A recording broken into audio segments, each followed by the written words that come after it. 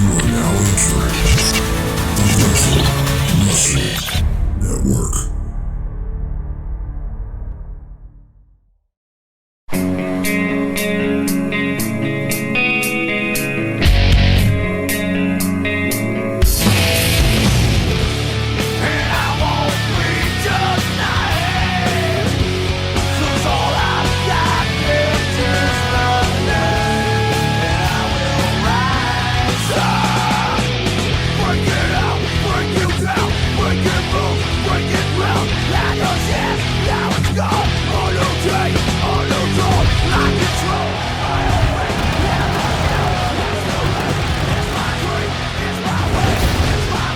Ladies, gentlemen, and Technicolor rainbow in between, my name is Frank friggin' Graham, and we are live from Green Bay, Wisconsin, here at SWW Blitz, the third episode of the second season, and I am unfortunately joined by the worst human being I have ever. Oh, really? That's how it's going to be, Frank? Yes. Okay, well, while you can forget about my incompetent partner, don't forget about the Stallion. And ladies and gentlemen, we have a hell of a card for you here tonight. Oh, yes, we do, my horrid not friend. We have a little bit of a grudge match here. Jun Hoon Lee and Kepri, these two had some not so nice words to say to each other the last time we saw them, and it's going to come to a head here. But this one is interesting. Alan, this is the only time I'll ask you this. What are your thoughts on this? Well, you have the creator of SWW himself, the origin story, versus the Soul Child, one of the newest upstarts here in SWW, and it's going to be a hell of a clash. Oh, but that is not all. We are getting ready to see the debut of Brother McCarthy versus the beloved Tony the Milkman Stevens.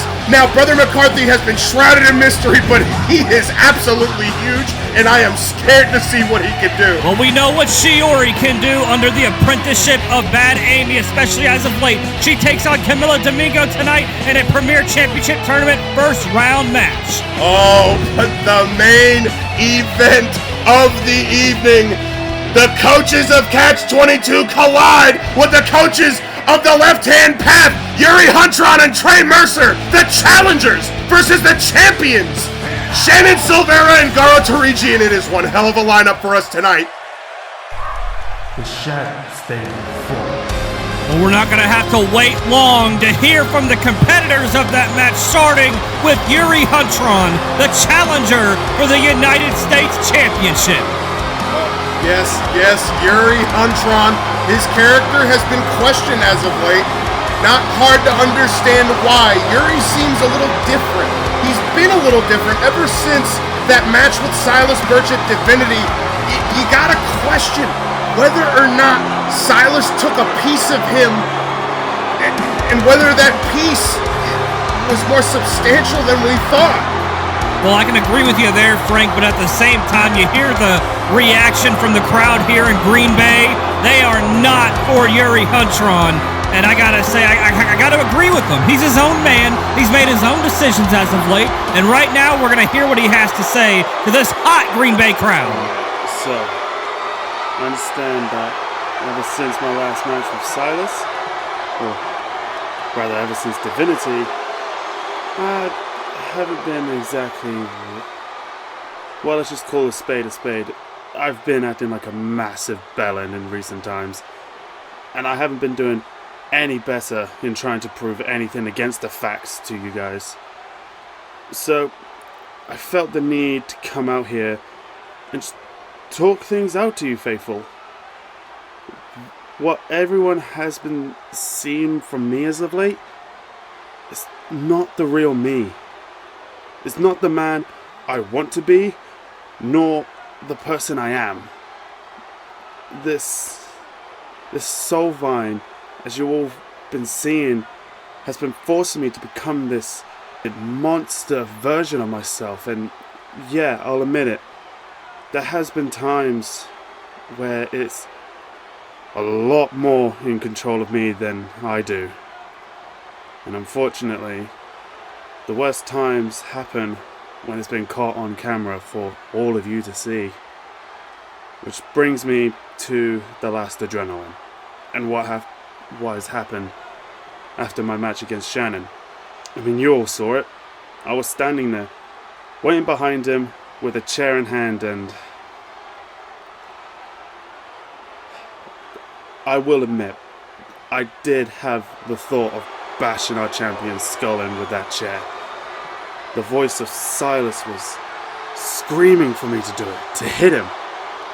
If it weren't for Trey bringing me back to my senses, I don't know what the hell would have happened. Oh, hell! Oh, but I can tell you what the hell is about to happen. The United States champion himself is about to storm down here, say a few words, and put a can of whoop-ass down on the Oh my table. God! He doesn't even have the belt with him, but I have a feeling Garo Tarijian is walking his big-ass self down here to put belt to ass! Cause we know Yuri don't like him, Garo definitely don't like him. I think Garo's heard enough, and he's gonna have a few things to say to Yuri himself. Oh, great. It's you. What? Couldn't wait for the main event, huh? Oh, please, don't flatter yourself, bird brain. If I wanted you dead, you wouldn't have made it to Green Bay in one piece. I was just getting sick and tired of sitting back there having to listen to you go on and on like a sad sap who didn't get his way. Oh, why doesn't anybody like me anymore? Oh, why is everything so difficult for me all of a sudden? Oh, maybe it's because people are finally seeing what I saw in that match on the Season 2 premiere, and that's that you're full of it, Yurt, and that you can't be trusted with Big Blue. Not now, not ever. The SWW United States Championship is, and I don't give a damn who says otherwise, the richest prize in this company. Longest tenured belt in this brand's history. Some of the greats in our past have held this championship, and even though I think every single one of them before me is nothing but a sad sack of shit, it represents those with the pride of a true competitor. So as long as there is blood in my veins and breath in my lungs, I will not allow a child to get his grubby little mitts on Old Glory. Oh, really? A child? That's all I am to you? Well, champ, since you clearly know so much about me, why don't you tell the full story then? Because I find it funny how quickly everyone has turned against me after what I did to get a win over Silas to get this title shot, but neglect what drove me to do it in the first place. Everyone can simply go back through the channel and see how much torment the Triad and I had to go through when we fought Inertia. I was done being toyed with. But when I pull a card from the same deck he was playing on me, suddenly it's a goddamn problem. Do you have any idea how frustrating being seen the bad guy is when I've done nothing compared to him? Let alone compared to what our US champion has done here, huh? You don't know half of what I've gone through to be here for the people that need me, and then have your fat ass disrespect my career at every turn. You call me a child, but I was a part of this company before you finished shit in yellow, bitch. Stop fucking crying, bitch! Wah, wah, wah! I don't want to goddamn hear it anymore! That's all I've been hearing coming out of your spotted dick-eating mouth! You may have been signed to SWW first, but you were also the first to be let go! And that's not because management didn't like you. In fact, it's because nobody liked you. Nobody saw anything in you to bank on. Whether people like me or not, I make whatever I want happen, and they can always bet on that. I don't hide my flaws and actions behind what others did to me. That would be like wearing a mask, like your punk ass used to. But even without wearing the mask, you still hide behind one. And you know why that is? I'm gonna spell it out for you, Yurt. I'm gonna talk real slow so even your simple ass can understand. It's because you are nothing but a faceless coward. Oi, what was that? Oh, what, now you're stupid and deaf? I said you're nothing but a faceless coward, and you've been playing the facade of a revolutionary. That is what you have always been and always will be, Yuri. Hell, even a blind man could watch the very first On the Verge to now and tell you the truth. And the truth is, you're still the least interesting member of a trio that you made. And you won't break the cycle facing off with me, Bird Boy. I already said to your face once, and I'll say it again for the people in the back. You are not ready to hold any sort of championships in SWW. As long as you keep playing the whole victim shtick and blaming your actions on this stupid soulvine crap, you will never win a title until you finally act like a grown-ass man and you take some damn responsibility. Oh, but now Yuri might have some backup. It is getting hot in here in Green Bay, Wisconsin for sure. But I can't tell just yet if this is backup for Yuri or if this is becoming an intervention. There is a lot of combustible elements making their way to the ring right now, and that man right there has a lot of combustible elements in that arm. That dude right there has taken the head off of our world champion before. That he has, and he may be taking some more heads off here in moments. Hey, yo, hold up. Both of y'all ease up with that, man. Trey, I do not need you out here. This has nothing to do with you. Yes, the hell it do. I'm not finna let you two kill each other before our match tonight or before we get to On the Verge. Now, I know there's a lot on our mental since the last episode, but it's all still fresh to the thought, right? Can't believe it happened, but it did, and there's nothing we can do to take it back right now. I've never taken anything back in my life, so why start now for this piece of shit? You got some damn nerve, Mercer, coming out here trying to step to me, acting like you can tell me what I can and can't do. Shit, I am actually glad to see your ugly mug out here, cause I have been trying to squabble with you, coach. I ain't ever done anything with a microphone in my hand but tell the truth. And the truth is, Trey, if you really were the most honest man we've had on this roster, the most upstanding man in SWW, that role model for society that you like to call yourself, then you wouldn't be siding with this two-faced snake. You saw him about to attack Shannon after his match. If I hadn't come out there to clip his wings, you might not be looking at a fair fight at On the Verge. Or were you just gonna sit there and let Shannon get softened up so you could have a better shot at that world title? Imagine if this is what you teach those kids in Catch-22. Pick your next words carefully, Teresian, unless you want to learn how I dish out discipline back at the gridiron. Believe me, I ain't the one to play with. Oh, Jesus Christ, I don't think this guy's playing. Well, last but most certainly not least, it's the top of the mountain here in SWW, the World Heavyweight Champion himself, and I don't see him in ring gear just yet, so I think he's got a few words for what's going on in the ring right now. You gotta think this man has a lot on his mind. Both him and Trey, seemingly, it seems like they've wanted an honorable match. Both men had gone through hell in the last season dealing with their own separate demons. Just when they thought they were able to go off into the sunset and enjoy life, it seems like the world is turning against them. Everything is turning to chaos around these two, and we are feeling it in real time. All right, that's enough. Calm down already. Can we just have a moment where you guys aren't trying to kill each other? Ha!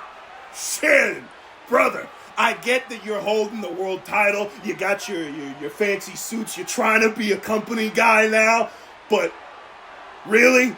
Are we really going to try and be so humble as to imply that either one of us would actually have to try to kill one of these two goofs? Garo, stop laughing, man. That's not what I'm saying. We already agreed to the duos match tonight. We don't need to be out here giving airtime to men we're about to go to war with. Anything we got to say to them can wait till the bell.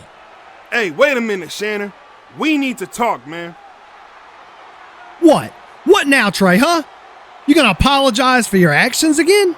You gonna try and convince me that shoving me has just been all one huge misunderstanding, right? You pissed down my back. Don't tell me it's raining. Boy, don't you put words into his mouth, alright?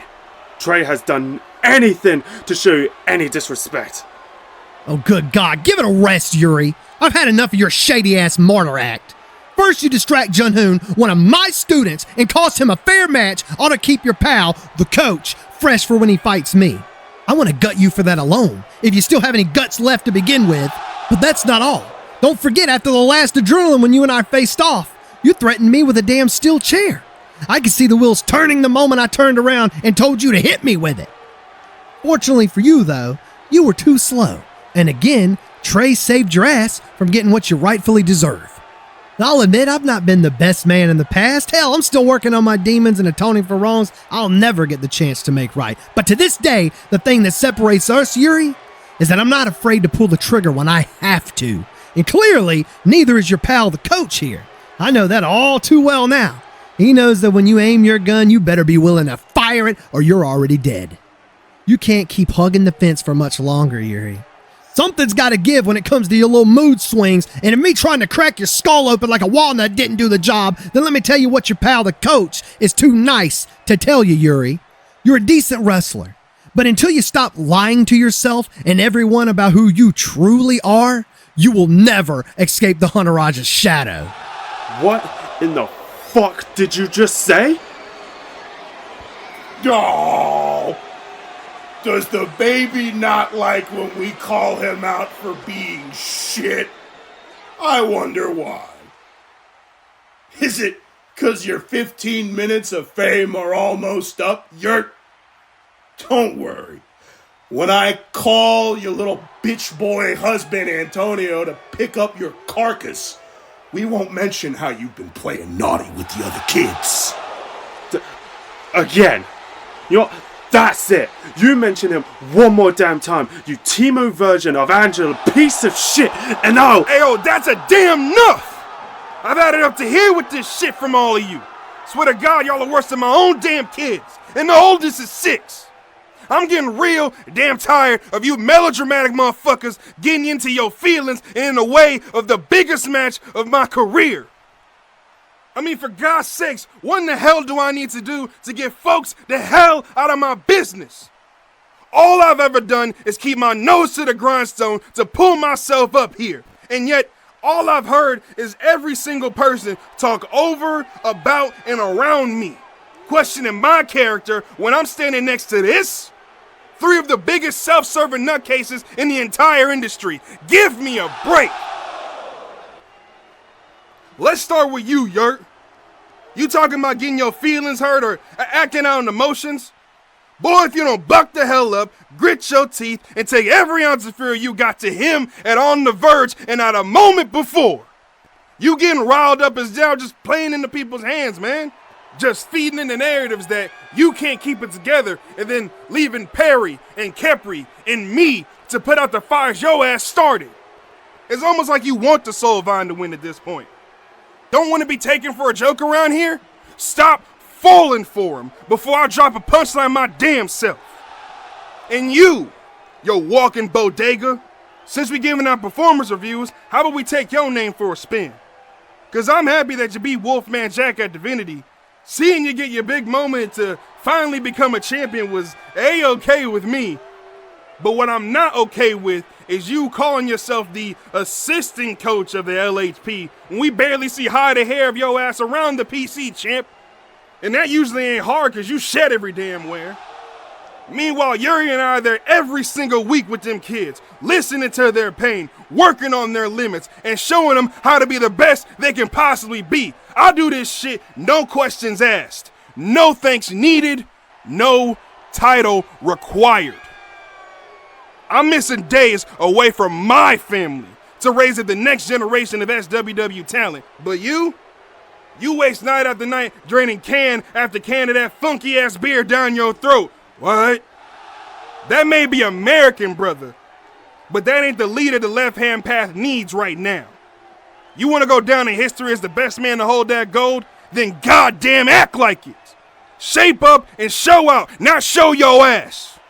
Because if you ain't careful, the world's gonna have a rude awakening waiting for you, and it ain't gonna have Big Blue in it.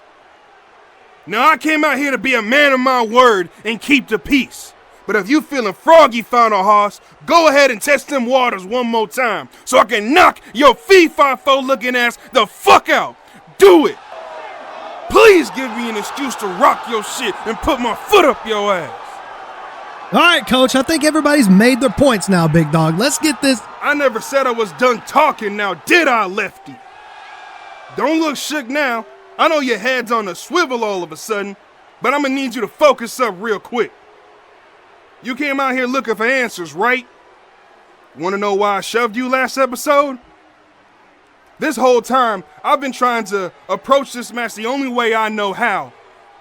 But I see going by the book only gets you so far when you're dealing with folks who love to jump the gun around here.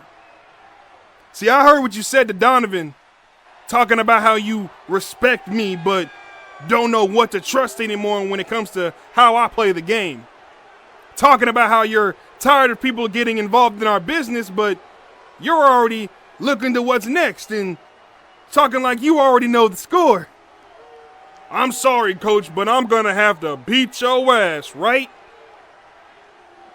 So sure you're gonna beat me and just waltz on to the next challenge, huh? I don't know if you understand what this is for me. Damn a career, I've worked my entire life to make this moment happen. I've scratched and clawed through hell and high water to get to this point. And you think I'm gonna throw it away for success that comes with an asterisk? You must not know a damn thing about me then.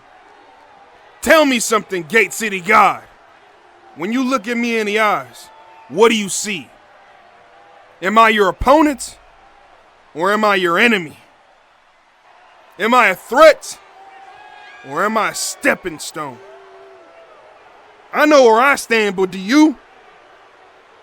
Because the way I see it, we can be cool when the lights ain't bright. But when it comes to the hunt for that 15 pounds of gold, we are not on the same team. I want to hold that world championship more than you could ever realize. And if I got to go through you to do it, I will not hesitate. You said you had to consult the devil on your shoulder to know what I was about heading into the live spec, right? Well, it's gonna take the God in me to not beat the dog shit out of you if you ever throw dirt on my name again. I'm the realest motherfucker alive in this sport, and your Dirt Cobain looking ass better recognize that. Cause I know exactly how dangerous you are, Shannon. How many times you've ascended the mountain to gain the title of world champion before. But that don't mean shit to me until the bell rings. You wanna know what kind of man you're facing that on the verge? Better yet, you wanna know what kind of man is gonna beat you for that world heavyweight championship? Well, tonight you're gonna learn what happens when you have my undivided attention. And I can promise you, I won't be the one left laying on the ground this time. No, we'll see about that, Coach. You wanted to know what the main event scene was gonna be like, huh? Well, consider this duos match tonight your introduction into my world of hurt. See, plenty of men before you have claimed to have my number, that they have what it takes to beat me. But until you truly know what it's like to get brought to the limit, you will not hold this championship. Not as long as I'm the one standing at the top of this mountain, Trey. And I hate to be the one to knock you back down, big dog. I hate it. But tonight, I'm going to show you why I will continue to be the man to lead SWW and why, despite all this tough talk, you're still not ready for the crown. Let me ask you a serious question, Trey. Let's put everything aside just for a moment. What in the fuck do you think you can possibly do to me that has not been done already? Seriously, what do you think you have that can keep me down for the 1, 2, 3? Come on the verge, Trey, when that bell rings and the fight is on, you are no longer a friend, an acquaintance. You're just another man. Just another man that I have to put down in the dirt to remain the SWW World's Heavyweight Champion.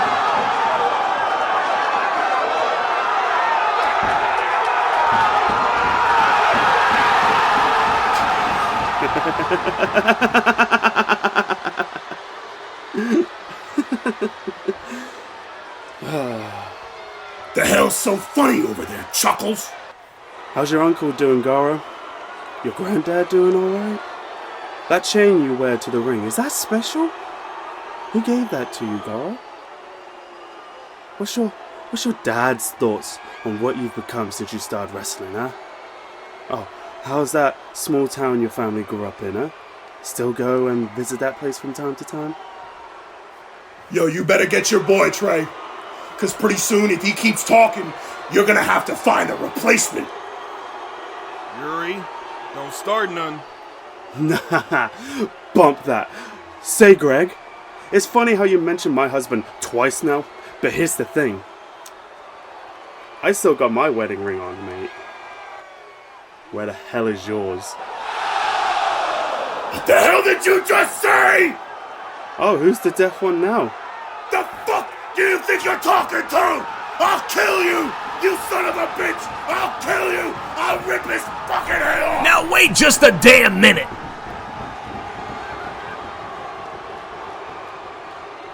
As your commissioner of SWW, I will not allow the four of you to ruin the main event to our final episode of Blitz before On the Verge Round 2. All because you can't let cooler heads prevail. Well, how about I, Jebediah Vale, make it abundantly clear to each and every one of you in that ring right now that I am the one in control of this company, and that means I will have order while in control of this company. So, if any of you decide to jump the gun and lay hands on one another before Donna Lamaria says so, then I will be forced to suspend you until after On the Verge Round 2. Would be a shame to waste all that marketing and good graphics work. It's getting hard to come by these days. Now, I'm gonna need all of you to get out of my ring so we can begin our opening contest right here in Green Bay, Wisconsin, right now. Well, Jebediah Vale has laid down the law. None of these men can touch each other until that bell rings for the main event, or they will be suspended, Frank. Oh my God. Alan, I don't think I've ever seen a ring packed with so much animosity. You can cut through it with a knife, that's for damn sure. It's hellish in there. I thought our graphics looked like hellfire. It's hellfire in that ring between those ropes, and I can't love it any more than I do. Well, it's going to continue to get hellfire here in Green Bay as we start our opening contest between Kepri and Jun Hoon Lee. Ladies and gentlemen, the following is your opening contest set for Regulation 1 Fall. Introducing first, from Alexandria, Egypt, weighing in at 232 pounds, Kepri! One of the most reliable Iron Man competitors here at SWW, Kepri has continuously put on some of the best matches on Adrenaline and on Blitz since Season 1. And now he's going to take on Jun Hoon Lee, one of the best in terms of in-ring action we've seen as of late. Frank, this is going to be a hell of an opener to get us started on the go-home before On the Verge Round 2. Oh my God. I mean, what can you say about this match that we haven't already said? This is going to rule. This is going to rule hard. That's the best you have? What? Rule hard? What's wrong Anyways. with that? So what's wrong with that? Don't worry about it. And introducing his opponent, from Seoul, South Korea, weighing in at 195 pounds, he is the Korean Dragon, John Hoon. The Dragon has landed here in Green Bay, Wisconsin, and he is feeling the adulation of this crowd. But you gotta think, Jun Hoon Lee, like we said before, did not have a lot of kind words to say to Khepri, and Khepri didn't have a lot of kind words to say back to him. I don't know if he's going to be feeling adulation for much longer. Both of these men are going to be feeling a lot of hurt if their words are any previews of their actions once this bell rings. That's right. Well, it was going to be Jun Hoon Lee challenging Yuri to a match here tonight, but obviously Yuri was a little busy with that amazing main event that we have here tonight. But instead, Khepri would step into his place, and this match would be born. And I tell you what, we're in for a barn burner to start us off here tonight, ladies and gentlemen. Oh, some absolutely beautiful, insane junior heavyweight action. That's a little deep, reaching into my bag for that one. Yeah, you definitely have a deep bag, huh? Didn't back in the day. But I tell you who has a deep bag. These two competitors, as we get started, we circle in the ring now. Oh, man. Right off the bat, you're seeing the offense between these two. Very fast action that we're going to have. Don't blink and don't turn away or you'll miss it. Oh, you can't blink if you're either one of these two men. The feet fly faster than a speeding bullet. Just like that! Oh, look at man. that! Huge Frankensteiner by Khepri, and Khepri throwing his weight around. Right to a senton cover now. Darnell Amarius in position. Only a 1. Early kick out. Jun Hoon Lee immediately back up to his feet. Jun Hoon targeting the lower extremities of Khepri here, but Khepri sweeping the leg. Khepri is an amazing counter wrestler. Oh, God! Once again with that senton targeting the midsection now of Jun Hoon Lee. Khepri. Ooh. Oh, with the leg. You know, Foot DDT there. Seems like in the opening moments of this contest, both men have the same game plan. They're going for the same things here. The same targets locked on. Both men are attacking the knees of each other. That's right. For a minute there, Khepri going for the midsection with those sentons, but now back to back on the legs. Both of these men jockeying for position. Now in the corner, Jun Hoon Lee rotating through Khepri, rotating through. Oh, not a man willing to budge here. Khepri with a short elbow off the rope. Look at the athleticism. Bam! Drop kick sends Jun Hoon Lee back first onto the mat. Beautiful drop kick there from Khepri. Slowing things down now. You know, as fast as both of these men are, you got to get a little more calculated, slow things down, and figure out what your next move is, and that's exactly what Khepri is doing right now. Well, people got to give Khepri a lot more credit. Oh, my God! Spanish fly! Standing! Cover now. Standing Spanish fly, 2 count. Oh, my goodness. What I was going to say before that absolutely insane move is that I think people need to give Khepri a lot more credit. I don't think he's just a high flyer, as we can see here. Khepri is an amazing striker, but also he's one of the most intelligent grapplers we have here. Cover here off the moonsault. No! Khepri now. Man, what a beautiful series of flips and strikes from Khepri. As you mentioned, he's not just a great high flyer, he's a great striker. Jawbreaker there. But once again, Jun Hoon Lee trying to fight out. Irish whip into the corner now. Oh, man. Oh, my God. Khepri looked like he may have blocked that kick, and just a forearm to the jaw will do it. And Jun Hoon Lee says the same thing will get it done. Did that even faze him? What is under that mask? Oh, and again. Hard-hitting action to start us off here on Blitz. Either Don't forget tonight. Oh! Takes him down. Jun Hoon Lee off the ropes. Big drop kick of his own. And Jun Hoon Lee fired up. But Khepri right back up to his feet. Victory roll here. Oh, with a little prawn hold. A little prawn hold here. A 2 count. Oh. No.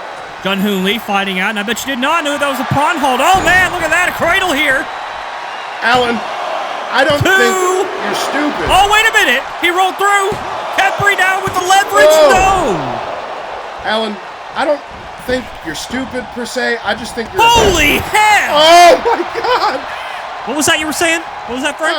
Nothing. I don't know. Well, you can't get it out when this fast-paced action is on.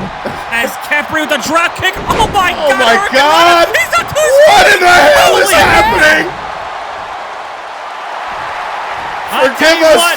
Green Bay is on their feet for it. Forgive us, folks. We seem to be lagging a little bit behind. This action is a little too fast for us. Good God! Kick right to the dome. Khepri being stalked. Jun Hoon misses the forearm. Khepri out of the way. But he's got to keep his eye on his opponent. That's for sure. A little stalemate here. Oh no! Once again, targeting the legs, as we mentioned earlier. Khepri doing a good job, getting better and better at scouting those leg kicks. But Jun Hoon now catching him with counters of his own, a dragon sleeper against the ropes. That is an illegal move. Lets it go. Oh my God! Oh my goodness! Folded him in half. The ring. Alan, that drop kick there. We know what it had. Oh, I think you know it. I think you know what that drop kick had. Unfortunately, I've caught on to your antics, Frank. That drop kick, ladies and gentlemen, and technical rainbow in between, had some stank on it! Oh, but that didn't have no stank on it as he misses the moonsault. Khepri now, springboard off the corner, arm drag through, and another drop kick of his own. These two back and forth like crazy. You know, we warned ahead of this match that it was going to be fast-paced. And you are getting what you paid for, that's for sure. A butterfly lung blower for the 2 count. Not exactly enough. Gotta think Khepri seems to maybe have picked that up from his friend and compatriot of the Triad, Perry Demir. Look at this. Oh, Frankensteiner of his own, but Khepri shoots back up to his feet. These two are rolling around like roller balls here. Man, this is as hard-hitting as it could have gotten, as high-flying as it could have gotten. And like I said earlier, you get what you paid for, because these two are burning the house down in Green Bay. Oh, God. What are we doing here? No. Oh, no. Holy hell! Fly! It is fly from the top. And a kick out. At 2.9, that could have ended it, but just the slightest bit of hesitation keeps Khepri in the match. Oh my God! Jun Hoon Lee targeting the knee to set up for that head kick, just sent his head into the uprights. Good God! Khepri might be out on his feet here, but no, he reverses through. Oh God, big kick. And another butterfly maneuver, that butterfly suplex. Oh, he's setting him up now. Stalking him. Oh, went for the forearm smash. No. Oh, good God, you can hear those across the arena like bullets. Oh, God. Dragon suplex. 2. And again the kick out. God, and those what kicks, is it gonna take? Those kicks sounded like taking a metal baseball bat to a dollar steak. Great analogy there, Frank. I know you're very familiar with dollar steaks. Oh, wait a minute. Jun Hoon Lee sweeps him up. Oh! Moonsault, no, misses. No, Alan, High risk. I am not familiar with dollar steaks, but I am familiar with Bones Coffee. Yes. Bones Coffee, one of our new sponsors here on the Virtual Wrestling Network. Go over to bonescoffee.com and get you some. Use code VWN at checkout. And they say we're bad at our job. Oh, wait a minute. Submission now. Oh, rolling from knee Jun bar. Hoon Lee. Good Lord.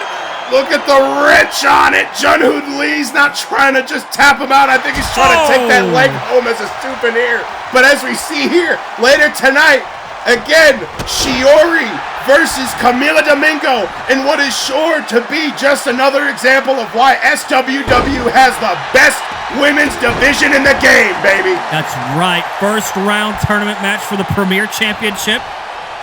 What is this? Oh, wait a minute now. Oh my God! Khepri felt every bit of that through the mask. Jun Hoon Lee fired up here. Oh God, looked like he was going for it again. Khepri did not want to have to be on the receiving end of another one of those. Kick to the midsection from Jun Hoon Lee here. Looks again with a flurry of kicks. Oh wait a minute! What a great turnaround! What in the hell? Khepri is still standing, resilient as he's ever been. Up for the leg drop right there. Lifting him up for a flapjack right into a leg drop. That was beautiful. What kind of offense? Where do you... that ain't Muay Thai.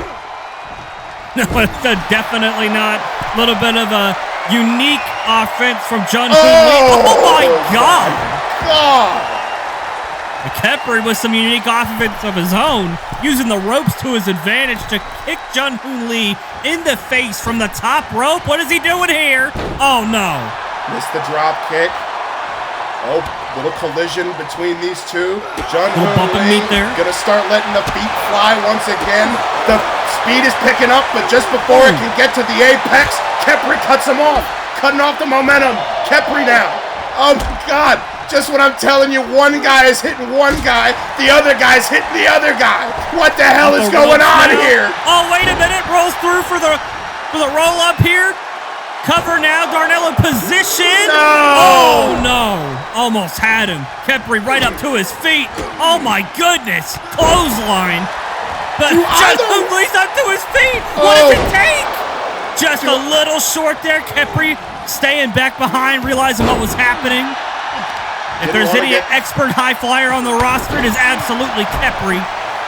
Didn't want to get caught by the maneuver that Jun Hoon Lee was cooking up there. Not at all. Oh, sent over with the arm drag and a big drop kick. I tell you what, we talked about dollar steaks earlier. This match is cooking way better than a dollar steak. Oh, along the ropes, but no, Jun Hoon Lee with it scouted. Went a little bit of hesitation there trying to tightrope the top rope, and it didn't work out for him. Jun Hoon Lee was able to move out of the way, similar to Khepri did earlier to Jun Hoon. But Khepri is able to recover quite quickly. He's looking to possibly end this here pretty soon, but no, sending Jun Hoon over the ropes. Jun Hoon able to hang on to the top, roll through.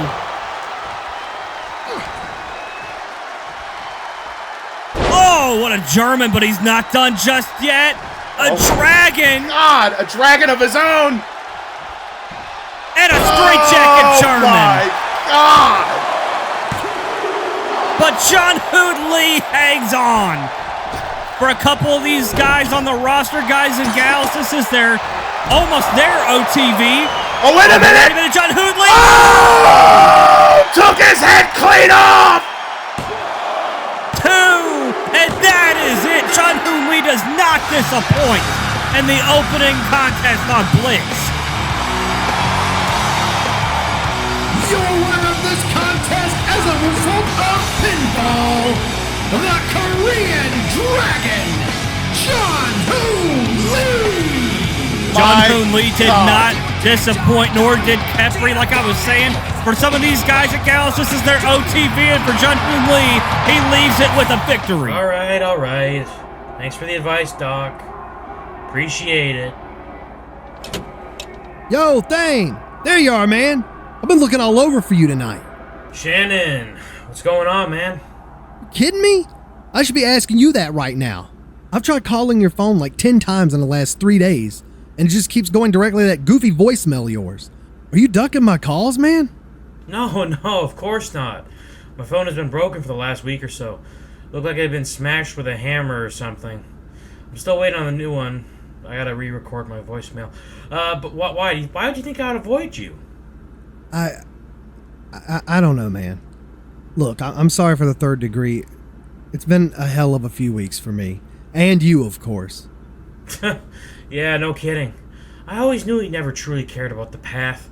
I could tell from the moment that I met him. He was nothing but a freeloader waiting to ride your coattails to success. At first, I couldn't believe that two-faced shit-stain Dalton tried to join forces with Strider. But those two are made for each other. Yeah, talk about a match made in hell. Two of the biggest victim complexes I've ever seen. That's why you can't let snakes like them get too close. I mean, I did warn you about what messing with Strider was going to get you. He's never been able to move on from the past, so him talking to you was just his way of trying to turn you against me. You don't think I know that? I knew what he was trying to do. But, I don't know, maybe there was a part of me that hoped that he was being straight with me. Like he still had some good left in him. Guess it's my fault for hoping that he was coming back around to the old Strider. Yeah, no shit. He's not been right for a long time. You remember the shit he did to Gar leading into Divinity? If he was willing to sink that low with him, he was bound to go even lower to get into your head, man. That's how Strider works. He plays the long game. Well, it won't work on me. Not anymore. And if Dalton wants to talk like he's better than me, I'd like to see him prove it. You know what? I'm gonna go talk to Vale right now and handle this myself. Whoa. Talk to Vale? You serious? I mean, I get wanting to make that rat bastard Dalton pay for what he did, but are you even cleared? Of course I am. You think a couple of chair shots would take me out? How about I just go out there and grab the doc real quick and ask him myself? It's honestly a lot worse than it sounds. Look, I know I'm not the best role model when it comes to taking care of yourself, but there's a time and place for throwing caution to the wind, and Strider and Dalton ain't worth risking your health over. Shannon, just trust me, alright? I know what I'm doing. Guys like Dalton and Strider, I've dealt with them my whole life. Made me feel like I wasn't supposed to be around them. But that's about to change. I need to show them that this isn't the same kid they could pick on last season. They don't understand that before any of this, I had nothing to lose. I had nothing next to my name. I was virtually stranded on an island without a lifeline in sight. Until you gave me a chance to live out my passion and my dream to wrestle in SWW. There's not been a lot of people I can put my trust into. But because of the faith you put into me, I am now the key to the kingdom holder. I can't allow them to spit in the face of that anymore. So on the verge, I'm going to remind Dalton why he was never cut out for the path. And I'm going to send that little shit back in a box to wherever the he came from. Okay. If your mind's made up, I'm not going to stop you. But just be ready for whatever comes next, okay? Thanks, Shannon. I'll talk to you later.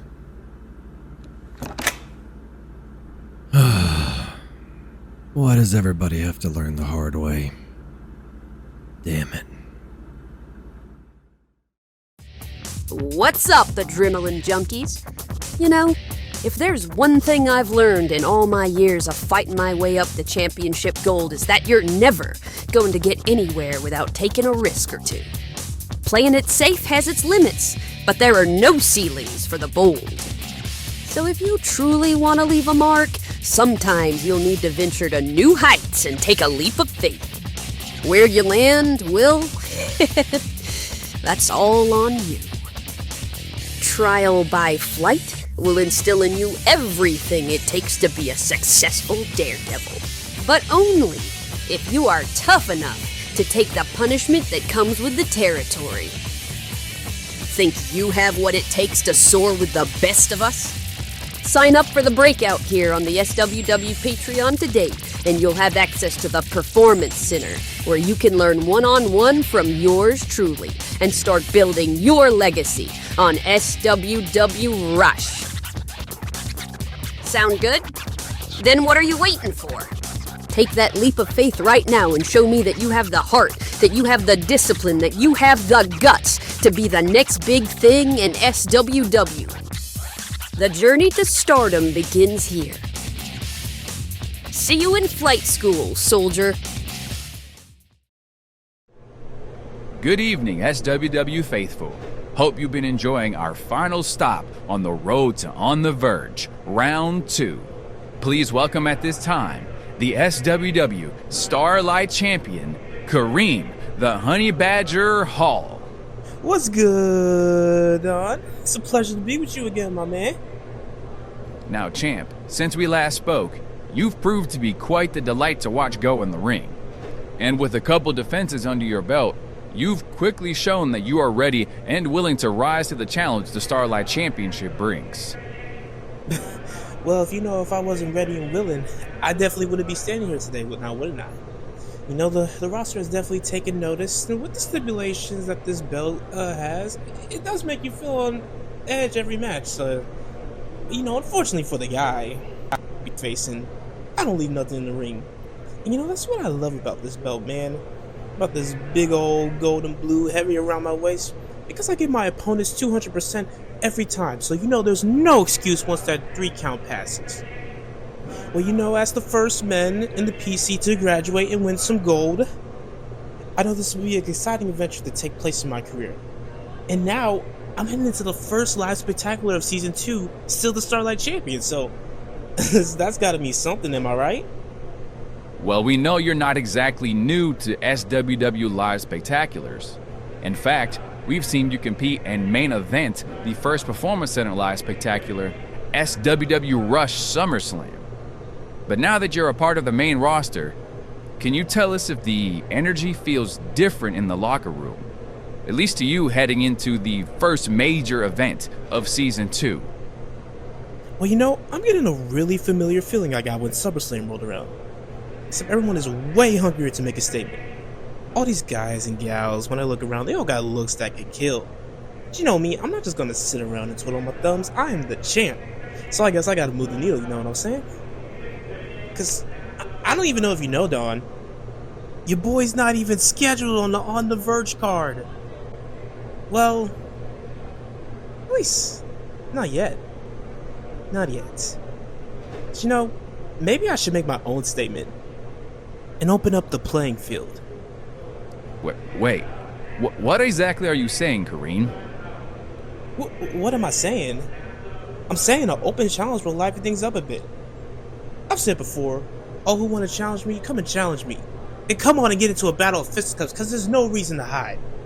Think you can face the man with the most 3 dangerous numbers in all of SWW? You think you got what it takes to claim what you think is yours? Then don't think, my man. I want you to act.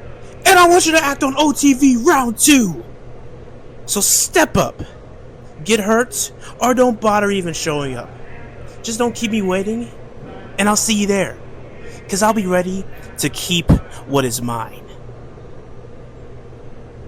At On the Verge Round 2, Lips and I were to defend our championship titles. However, that pathetic freak show is still not cleared to return. この弱り目のやつが. As such, Jebediah Vale the Clown has offered my petal and I an ultimatum. We can either forfeit our titles and wait until the freak show returns, or we can fight to retain the gold with another pawn. Luckily, we didn't even need a second to give our answer. There is no way I'll let those uncultured apes take our titles away. And my petal has found a very trusty replacement. And be warned, あいつは血の匂いが好きだから。Well, some major developments around On the Verge Round 2. It seems that CAW is going to have a different partner step in to defend the duo's titles. We also saw that Kareem Hall is going to have an open challenge, and Thane Blackwood may be taking on Dalton Thunder? I mean, That's like information overload just now. Oh my God. So many developments all at once. Oh my. Well, here on Blitz, you get fast-paced action, fast-paced developments, and the action continues with our next contest. The following is a premier championship tournament matchup set for one fall. Introducing first, from Kona, Hawaii, weighing in at 139 pounds, Camilla Domingo! One of the fan favorites here in SWW since getting her start at the end of Season 1, Camilla Domingo, doing her famous climb up that top rope, looks to advance further into the tournament here in that first round Premier Championship Tournament match against Shiori. I mean, Camilla Domingo, it's no secret why these people love this woman. She's got two principles, and they are on full display every time she's out here in front of the people. That is good vibes and good graps. Camilla Domingo, a surefire future champion here in SWW. That's right. She may be on her way to earn that championship if she can defeat her opponent here tonight.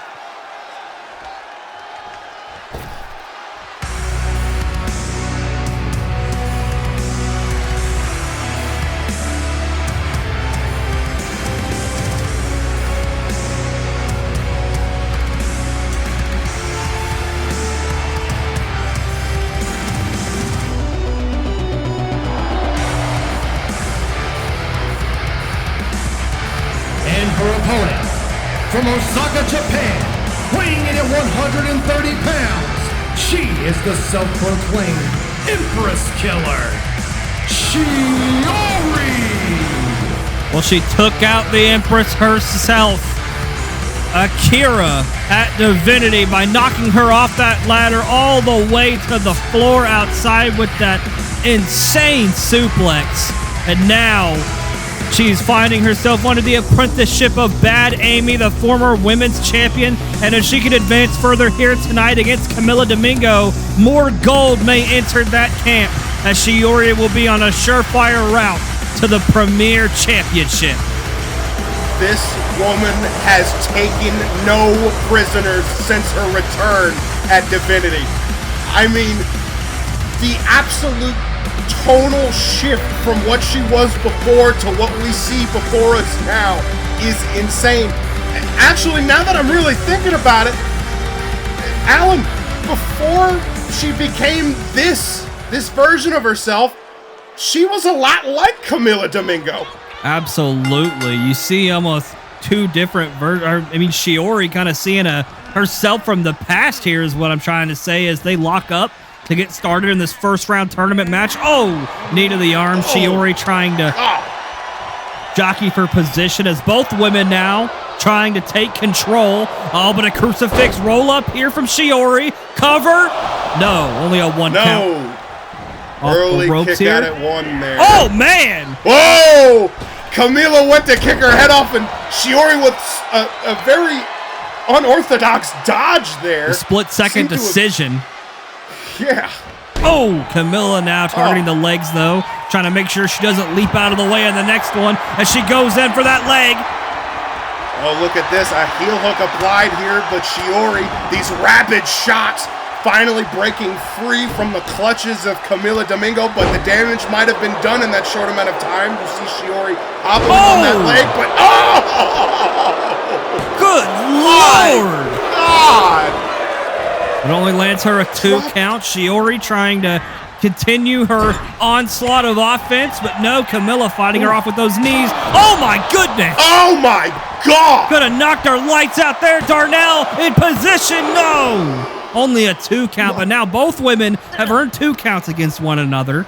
And you gotta wonder if this match may end as soon as it started. I mean, it's very clear both these women are looking for that flash knockout early on. Both women don't want to give the other the chance to further themselves in this tournament at their expense. Both of these women have a lot riding on the line here. Camilla Domingo trying to get that big win to to kickstart things for her, but Shiori, as of late, she refuses to be denied any longer. Well, Camilla sort of denying her there, taking out those legs, snapping the arm down. It kind of kissed her goodbye. Blew her a kiss goodbye there at the end of her onslaught, and now goodbye? Irish whip to the corner. That was an arm wringer, Alan. What kiss goodbye was there to... What are you talking about? Well, she blew a kiss goodbye if you were watching the match, and oh my goodness, that could be a kiss goodbye from Shiori. Kick her brain cells goodbye. Goodness. Good God. Mocking her now. But Camilla back up on her feet. No, dodge the chop there and do a roll up here. Camilla all the way through. Counter roll with the bridge. 1, 2, kick out by Shiori. Man, oh man, Shiori though, immediately back up, not letting it get to her. He was able to kick out. This match is not over. Oh man, a roundhouse to the face. God. Seeing a lot of vicious kicks tonight, huh? Absolutely. I mean, you saw it in the opening contest between Jun Hoon Lee and Kepri, all over the place. What a match that was. And now Shiori got the legs here, submission hold, nowhere near the ropes. Camilla Domingo in no man's land here. The tide's getting a little too high, but maybe, just maybe she can pull this out. It seems to be the case. Camilla Domingo with a big shot to fully set herself free. Wait a minute now, Camilla bringing her through, roll up here, back in the center. Oh wow, Shiori immediately flipping it through. 2 count here. Oh no, just almost had her. Hold your breath. Oh, wait a minute, though. Shiori is not done. She's got the arm now. Oh, my God. What a way to put in that submission. Looked like she was going for a butterfly suplex there. Shifted her over to get that flying arm bar. Well, that'll knock the wind out of you. You don't know what's coming next, but Camilla staying just as unpredictable. Spinning toe hold variation here. Just near the ropes, but can't reach them. Oh, man. A sock to the face will do it. Closed fist right to the jaw of Camilla Domingo. These two getting a little tied up here. Camilla going back for the arm. Every time Camilla Domingo has gone for the arm, it has seemed to have been effective. Camilla trying to slow things down now. Oh, wait a minute. I thought she was going for a cover. Instead, she's got the arm and the leg. Shifts over the Juji Katami, but there's a leg lock attached to it now. Shiori in deep, deep trouble. But look at this. She's staying calm. Oh, coming through. Shiori pulls out. Back to a standing base here. Bouncing back up as Camilla. That submission like every woman that has ever tried to go on a date with Alan Estalli. Oh, Lord. I mean, Camilla Domingo now trying to fire up this crowd. Axe handles of her own now. Oh, no. And a knee to the face.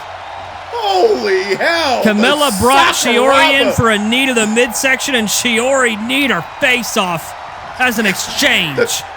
The Kazushi Sakuraba-like knee, and now the power bomb over the shoulder, and no! It is not enough. Could not be closer. It somehow was not enough. Could not have been closer. Oh, wait a minute. Camilla almost thought she had it back, but she does. Caught out. Oh no, went for the punch, or the kick again. Punch to the face, I should say. Goodness, Shiori just laying it in now. Neither woman wants to give it up. Good God. My God! High ankle exploder dropped her right on the crown of her head. Could this be it? No! Neither women want to get away from this. Oh, no. Oh, Shiori is getting real frustrated. I mean, that was close, but Darnell called it straight down the middle there. That was 2.9. 1-3, but you know what? We have 4 later tonight in the main event. Challengers versus champions. Sort of a revelation return as Shannon Silvera and Garo Tarigia team up against Yuri Huntron and Trey Mercer before their respective matches at On the Verge Round 2. Body sure to be getting flipped like flapjacks in the main event, similar to the move that Camilla Domingo hit Shiori with, but Shiori, hot shot on the rope. Oh! Oh! Beautiful neck breaker, too. Wow. The vicious combinations of Shiori have only God! more devastating. Oh, God! Oh, my God. Oh, my God. Her spine. Holy hell. She stomped on the back of the spine there. Oh, but Camilla able to get out. Oh, my God. She should be gripping. She should be, clutching her hands right now, making sure she still has feeling in her fingers after that maneuver. She's walking around. Goodness. I mean, unfortunately for her, by the assistance of Shiori, but she pulls through here. Rolls Shiori into the corner, and now the kicks to the midsection, bringing her up. What has she got planned here after such a devastating stomp to the spine of Camilla? Oh, wait a minute. High-risk maneuver here. Good Lord! Oh, my God! A cover now in the center. 2 count. No! Not enough! Holy hell! Green Bay on their feet for these women. First round, premier title tournament. Oh, man, a suicide! Suicide dive, Camila Domingo feeling it here tonight. Camilla bringing Shiori back in, however, to the top now. What has she got planned? No! Dodged by Shiori. Out of the way. God! Oh! Good night, Irene! The spinning back fist! Just like and that is it! Good God! Ladies and gentlemen, your winner of this contest and advancing in the Premier Championship Tournament, Shiori! Well, if Shiori's going to have the unpredictability of that back fist in her arsenal, she may just become the inaugural Premier Champion. That was incredible. Camila Domingo is still trying to find her face after that. Well, we look at the updated bracket here for the semifinals. Scar Hendricks will be taking on Xerxes, and Shiori advances to take on Shelly Oliver. Both of these matches are sure to be absolutely insane, and I cannot wait to see what that finals looks Good like. evening, SWW faithful, and welcome back to the show. Joining me at this time is one of those competitors moving on to the second round. Please help me welcome now the highlight of the night, Scar Hendricks. Oh, Mia, thank you so much. It's great to finally meet you, and might I say, it's fab to have some feminine energy behind the mic for once. We really are at a new era. Now, Scar, we've seen your meteoric rise take place on the Red Brand Rush, from competing in the first non-disqualification match against Bad Amy to saving your coach, Cody Hale, from possible defeat at Divinity. It is clear to see why you become the first female graduate of the Performance Center. At such a young age, how does it feel to already be a trailblazer here in SWW?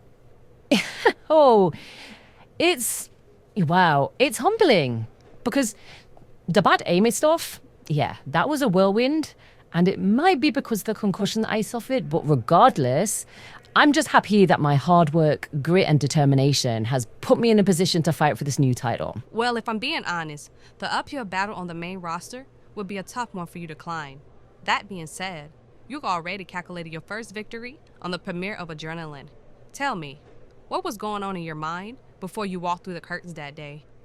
Oh, Mia, I was ready, girl. Listen, after my loss to Amy, my final rush match, I just wanted in that ring. But the doctor weren't too sure about clearing me. But after Divinity, they knew, I knew, we all knew. Nothing was going to stop me from hearing the roar of that crowd again. I was ready to prove to everyone that that night just wasn't my night. And I just wanted to get back to my winning rate. And, hey, I think I did that. Well, now you're only 2 victories away from making history and a dream come true by becoming the first ever women's premier champion. Oh, I sure am. I made history being the first female performance center graduate. I made history being the first female rush match. I made history in the first women's super rush match. And just like my TBF over Kaveen, it's time to collect. That gold is coming home with me. All right, Scar. Before we wrap up, let's discuss the premier tournament for a bit. After the last episode of Blitz, we now know you will be taking on the Brood Mother Xerxes in the Block A semifinals. Not only is she a pioneer of the SWW Women's Division, but she has even defeated the current SWW Women's World Champion in the past. Yeah, she was, but that was the past, and this is now. Oh, I see. So does that mean you've already got a strategy in mind for the second round? Oh, spoilers, my dear. Can't be given the advantage to my opponent before we clash, can I? I may be newer to this game, fresher and greener in the eyes of those, but that just means I've got a lot less to lose and so much more to prove. Okay, Scar. I'm being told that we're running out of time. Do you have any final words for the head coach of the Aluthian? Oh, do I? Xerxes, I respect you. I really do. I know you've come a long way from where you were, how you used to act and the actions you might have taken before. I know it's a different woman I'm fighting from who my coach did, for example. I get that. But while you lurk in the shadows, it's my turn in the sun. Your turn in the sun? Oh, how rich. Well, speak of the devil. Relax, brat. I'm merely here to congratulate you on your ascent from Rush onto the main roster. From what I witnessed, you're quite the firecracker. You even fared quite well against the Russian Swan. I guess the apple didn't fall far from the Thunderbird's tree. However, I must say it is very unfortunate that I must be the one to put an end to your aspirations of winning this tournament. Wait, hold on. And if you can heard you correctly, what did you say? Oh. Did you think that our encounter in the second round would end in your favor? I'm all for wishful thinking and fanciful things, but there's a time and place for hopes and dreams, and in my way is not where you'll find them. Right. So, you think I'm just gonna roll over and die, do ya? You must know better than that. Oh no. You've put the Russian Swan and other nameless on their backs, no doubt. But you'll have to work harder if you're to claim this prize. You've pushed yourself to the absolute brink, all in an effort to get your name known amongst the faithful. But those people have known me long before they even knew you had a career, little whelp. What could you possibly do to stop me? What could I possibly do? Oh, Xerxes, I don't think you've actually been paying attention to me around here. Lost in the shadows, maybe? I came into this locker room to make a change. I'll put myself on the map.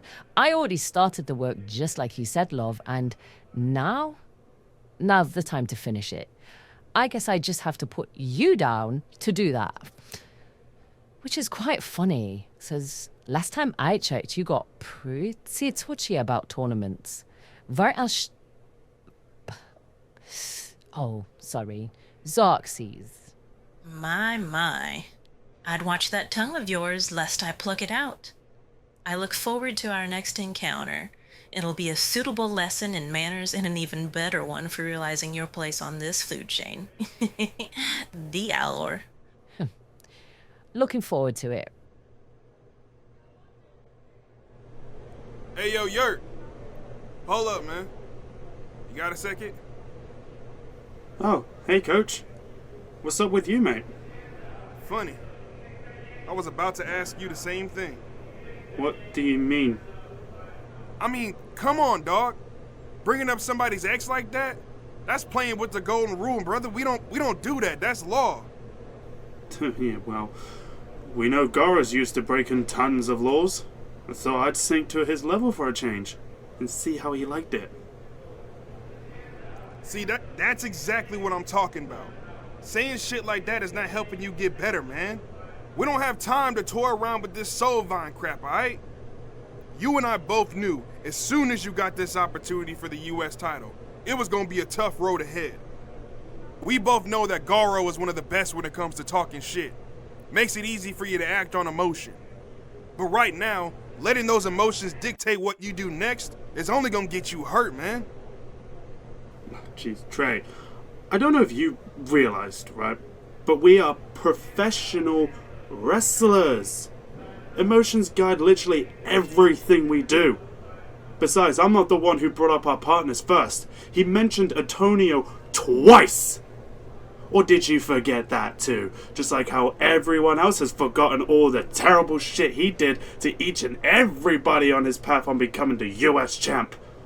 I do one completely justified thing on someone ruining my life as we speak, and everyone turns their backs on me, saying, "Wow, Yuri, I can't believe you changed," or "Guess you're finally showing your true colors now."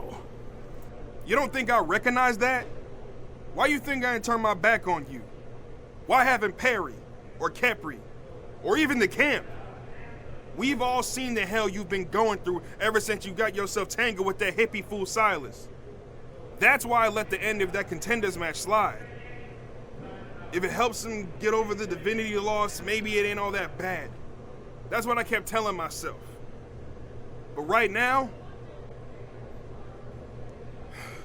look, I don't know what it's like living inside your head right now, but I know whatever's occupying space up there, that ain't my brother. Just like any awful thing you've said lately or anything other people gotta say about you, man. That ain't you, player. Yeah, you're right. You don't know what's been plaguing my head. You don't know the living hell I have been dealing with Silas's voice in my head. The faithful barely having any belief in me, and even the bloody commentary teams are on my case about everything I f***ing do. I'm sick of it, man.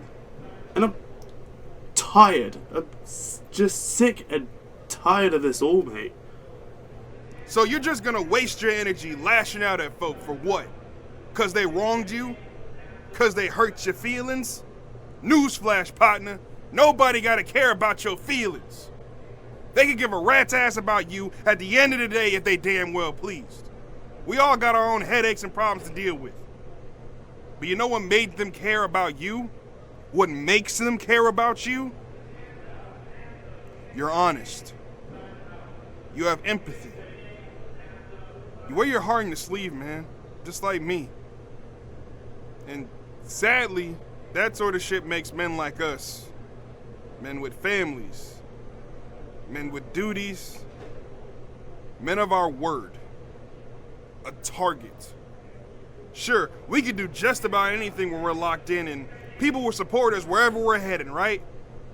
But all it takes is one big slip up. And it's one step forward, 3 steps back. That's why we need to be thinking a few steps ahead of anyone trying to run game on us, man. You know the score, player. All they gotta do is bait you into thinking about something you care about, and it's game over if you don't get your mind right. We are this close to the finish line. We can't fall short of being ourselves when it matters most. In order to achieve inner peace, one must develop exterior violence. Where'd you learn that? Oh, it was something my grandfather once told me when I was young. Never understood what he meant by it back then, but I think I'm starting to finally understand what lesson he was trying to tell me. Wish I could have met the old man. But something my pops taught me before he passed was to always try and do the right thing, even when it's the hardest call to make. And in our line of work, it often is. We may not get it right all the time, but as long as you put your heart into it, that's all the task requires. But tonight, we've got one of the most difficult tasks in our entire careers, man. Not only are you and I finna face off with the SWW United States Champion, not only are you and I going head to head with the SWW World Heavyweight Champion, tonight it's gonna be the Raven and the Coach taking on the Revelation in the main event. This is our last chance, our last shot to gain momentum before we walk into the Lion's Den at OTV. So we gotta make every moment out there count, all right? People love to talk about them being the best tag team to ever do it here. But they ain't been on the same page in over a year. We do this right, and we are carrying a wave with us into that live spectacular, man. And then we are walking out as SWW champions. And that starts tonight with us beating them boys back to Genesis. Do I have a witness? Amen, my brother. Shannon said it's gonna take some damn good men to beat them both, and I can't think of any other better blokes than us two. Hey, thanks for the chat, man. Really appreciate it. It's good to hear I can still count on you, Dre. You already know, bro. I'm always good for a good pep talk. But look, you go on ahead. I ain't gotta finish getting ready. Bring your best out there tonight, alright? Cheers, mate. I'm gonna go find Kepri. Check on him after his match with Jun Hoon. Word. Hey, I think I saw him and P over near Crafty before I walked in here. Bet you can still grab yourself a pasty if you're quick. Cornish pasty? Don't worry, I checked. They're not from Greg's. Yeah, good enough. Right, I'll see you around, Trey. Well, some scathing words there from Xerxes and Scar. A little bit of making up between Trey and Yuri, and now we're on to the Milkman.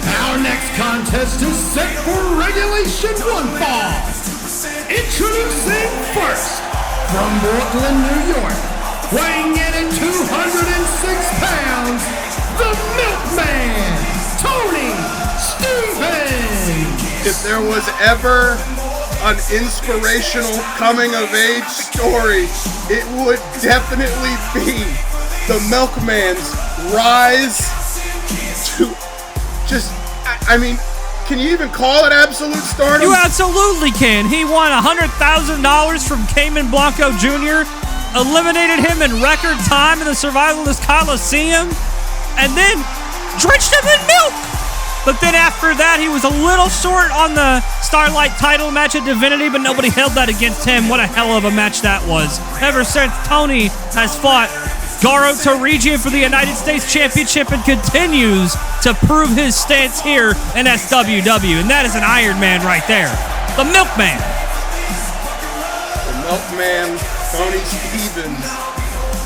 He has stolen the hearts of the SWW faithful. He's just you know what? He's just a real nice guy.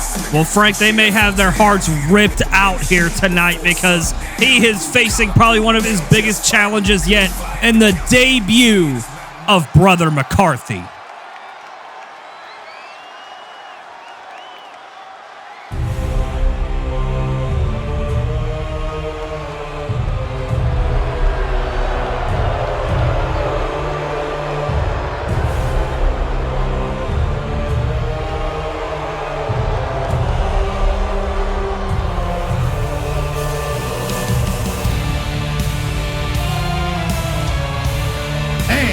Introducing his opponent, from Edinburgh, Scotland, weighing in at 296 pounds, Brother McCarthy!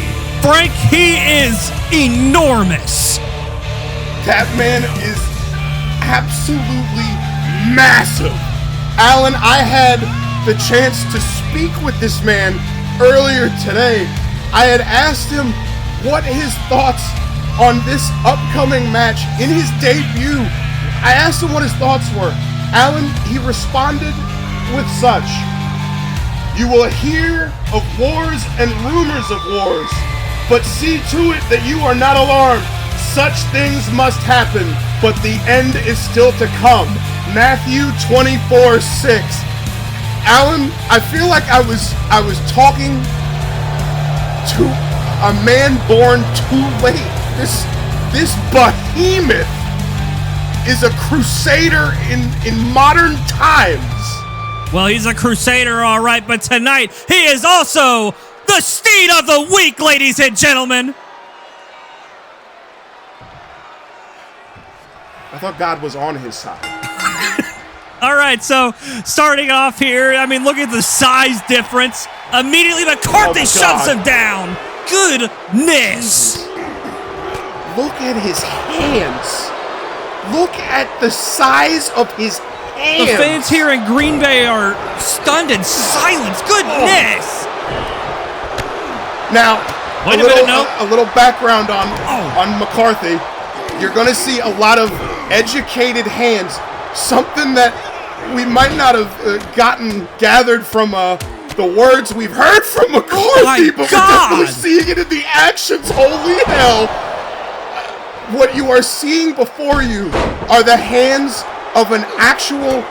He was a professional boxer throughout the UK. He had to quit, Alan, because he was too unruly. I could believe that, and I can't believe that earlier tonight you wasted your stank line. Because I'll tell you what, McCarthy got some stank on those moves, and if you feeling some stank but you know who don't got stank? You know who don't got stank? Who's that? Those who use our code to buy themselves some wonderful products from those at Dr Squatch. Use code SWW at checkout. I love my Pine-Tar, man. I can't get enough of it. Oh my God, but I'll tell you what, Green Bay can't get enough of Brother McCarthy with the hell of a military press there. Brother McCarthy is attempting to churn the milkman into butter right now. He might be successful if Tony can't get some offense in here. He's got to really try. Oh, not if Tony has anything to say about it, though. Look at this. Look at it go. Oh, man. Oh, he knocked him down. He wound up that last one there, and the milkman is nowhere. Oh, my God. Oh, but Tony's back up. Tony was staggered for a moment, but that moment is all McCarthy needed. Oh, but Tony's still fighting back through sheer power of will. This is a true David and Goliath situation here. Big elbow from the top rope through the heart of Brother McCarthy. What? He kicked out immediately. Frank, it was immediate. Tony is not done, however. Tony, this crowd is behind him. The crowd is behind the milkman to take down the Goliath, to take down Brother McCarthy, but good God, that headbutt. Oh my God! What a lariat. That's like getting an I-beam swung at your head. That lariat from McCarthy. Got him up for the powerbomb. Good Lord. He's not even close to done. Oh my goodness. Oh my God. The combination of offense and now a leg chop from McCarthy. He's so fast, not even just in his movement, but the way he swings those enormous fists. You just could barely get past them, but Tony there got past two of them. McCarthy back up on his feet. These two slugging it out in the middle of the ring. Oh my God! I'm not going to say the Lord's name in vain. I don't want him to hear me. Yeah, we got to be careful on saying the Lord's name in vain around McCarthy. I'll tell you what, goodness. I do not want to know what happens to somebody that says the wrong thing around him. I mean, we're definitely seeing somebody who didn't say anything to him. It's just a competitor here. But, oh no, ducked underneath. I don't know how he was able to with that massive frame, but nonetheless, exploder. Oh my gosh. Good save there, Frank. Good save. I'm sweating bullets right now. Oh. We're all the way up here in the skybox, very safe and sound. But I can't say the same for Tony the Milkman Stevens. What has he got planned here? Oh my goodness. Come on. Oh my goodness. Just battered his head against the turnbuckle. He was ragdolling him. Oh my word. All you can do is watch in awe. This is an unprecedented debut. But Tony still fighting back. The Milkman really earning his stripes here tonight, that's for sure. Oh, and a sleeper. He's trying to put the big man to sleep. On Brother McCarthy, but no jawbreaker. If the giant fists of Brother McCarthy were in jawbreakers, that definitely slam. Oh my God. Oh my God, he sent him through the ring. What has he got planned here? Oh my goodness! Good night! Over. Good Are you night! kidding It's done! Brother McCarthy wins emphatically in his debut.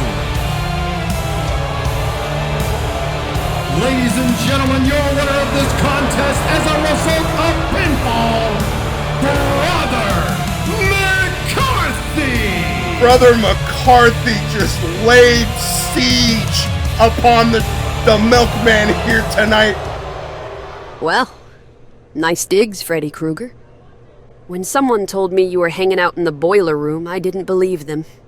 Mostly because I didn't think arenas had boiler rooms. What do you want, Nakota?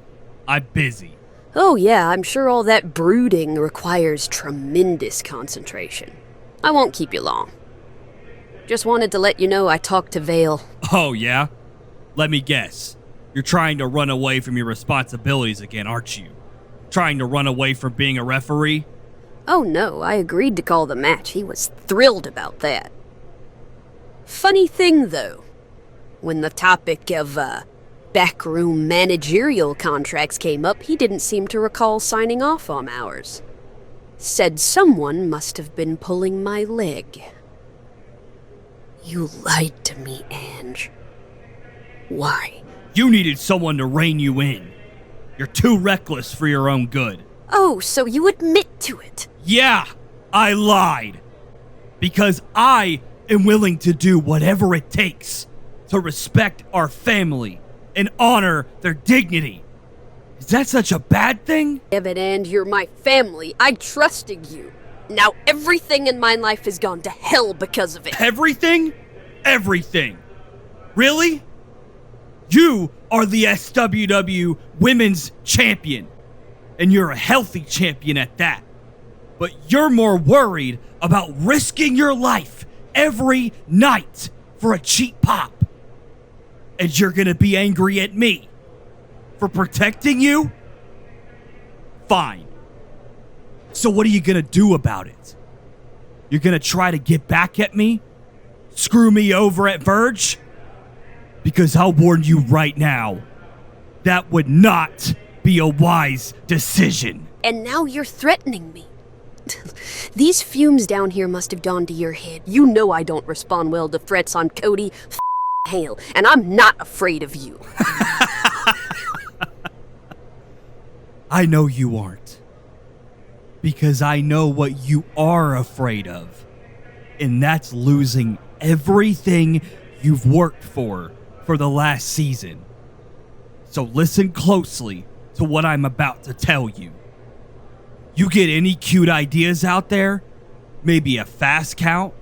Miss my shoulder like Darnell did on Adrenaline? I will make damn sure Moonbeam walks out of On the Verge as the SWW Women's World Champion. And if she somehow fails, I can always give a ring to your friend Sophie to get the job done. You are out of your mind if you think I'm gonna take your side in this, Ange. I'm not asking you to take sides. All I expect of you is to call things down the middle. Is that too much to ask? For you to be a professional? Oh, right, a professional. Just like you. Exactly. You've got a lot of nerve expecting anything from me right now. But for argument's sake, let's say I decide to be impartial, and I call everything straight down the middle. What happens when you get rolled up again, huh? What happens when you get caught, just like you did at Divinity, and I count the 1, 2, 3? What then? You gonna own up, be a man, and shake your brother's hand? Or are you gonna keep being a little bitch and blame me for your failure, just like you did him? What did you just call me? You know what? I've tried everything I can to protect you. I've bent over backwards in meetings, kept you from breaking your neck on a dive, and you have no appreciation, no respect. I'm done. You are on your own at On the Verge in your title match. But don't think for a second I won't do what it takes to cost you if you cost me. And I'm leaving it at that. Now get out! Fine by me. Was starting to stink down here anyway.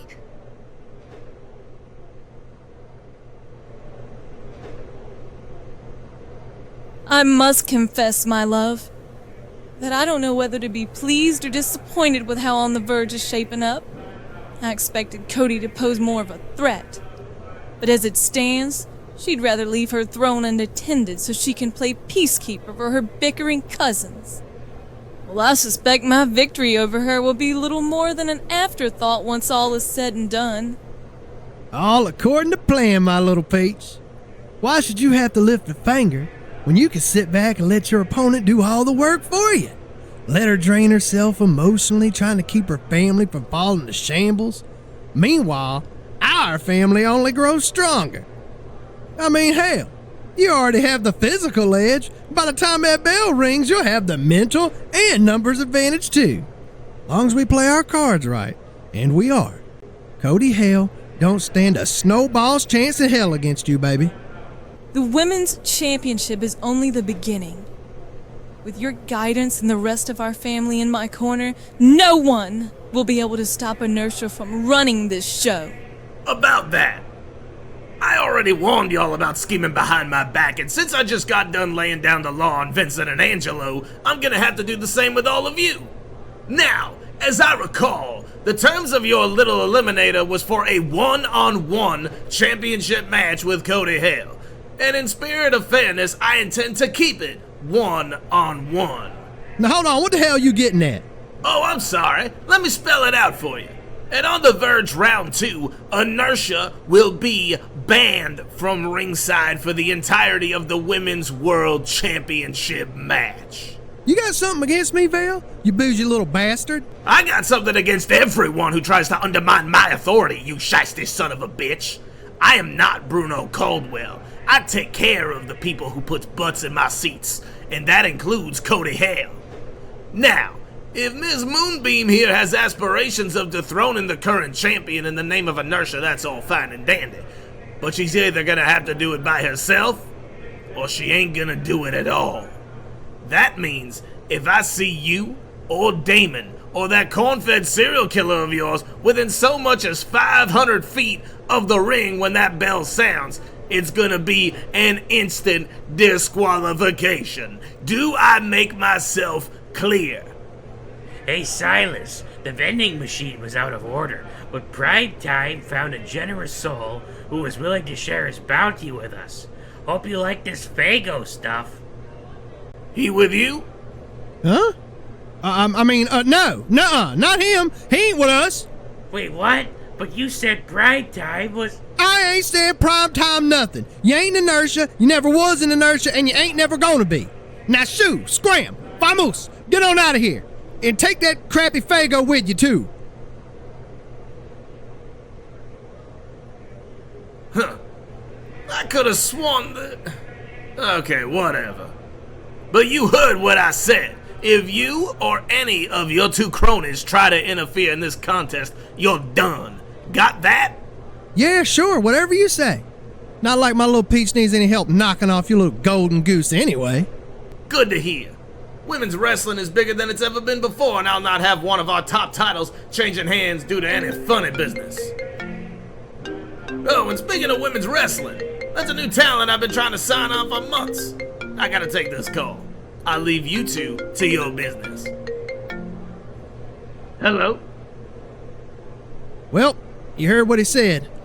If me, Damon, or Benny try to get involved, there goes everything we've been working for. I'm still gonna protect our investment.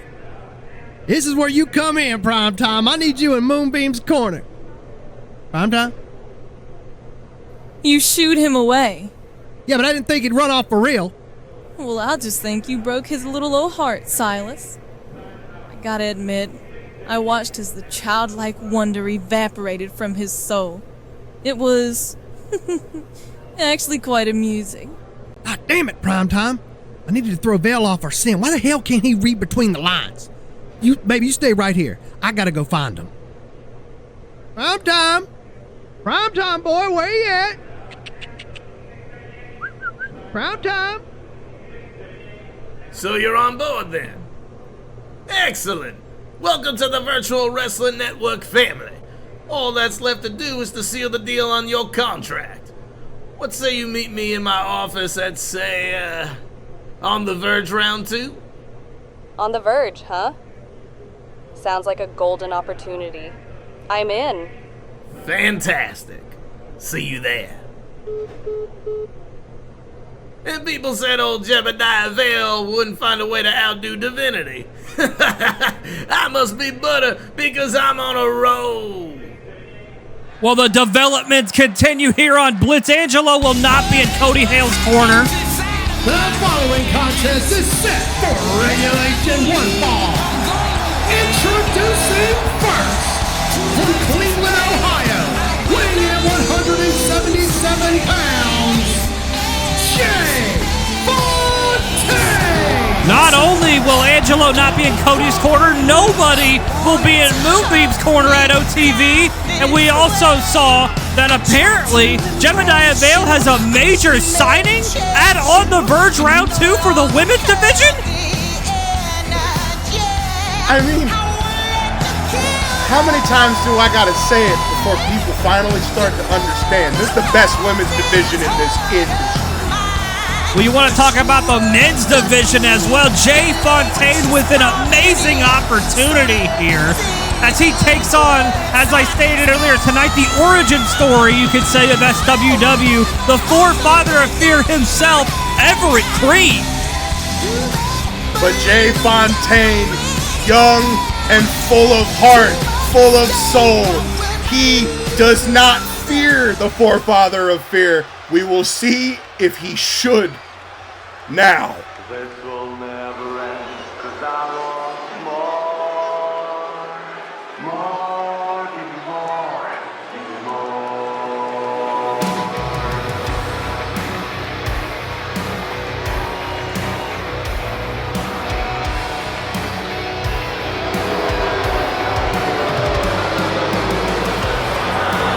And introducing his opponent, from Bayshore, New York, weighing in at 237 pounds, he is the forefather of fear, Everett Creed!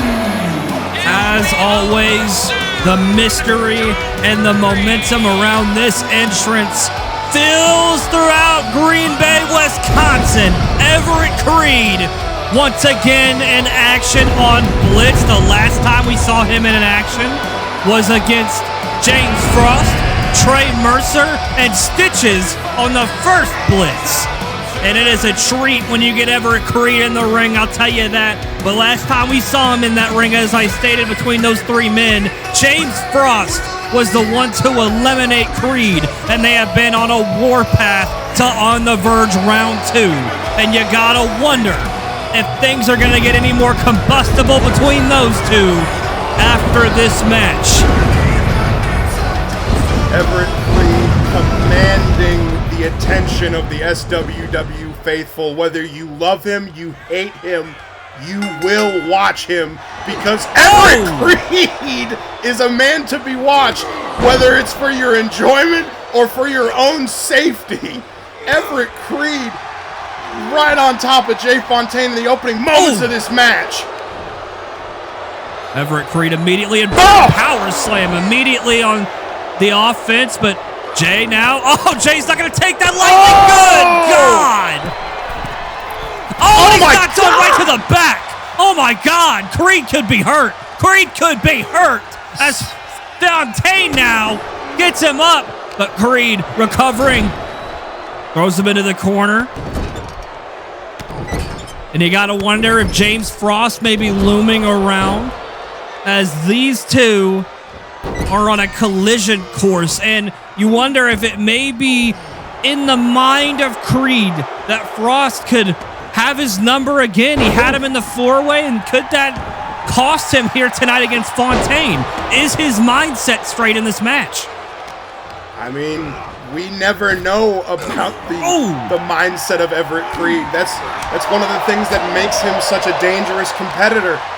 You can't really tell what he's thinking. You just know that whatever it is, it ain't good.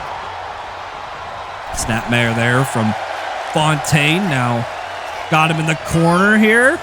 Fontaine in the corner, excuse me, went for a running kick there. Didn't work out. Oh, man, but a big boot from Creed to cover. The classic. Emphatically. A classic big boot from Creed. Just barely. Didn't even get a 2. That was a 1 count right there. Jay Fontaine not looking to be defeated so easily here. He doesn't want to be written off.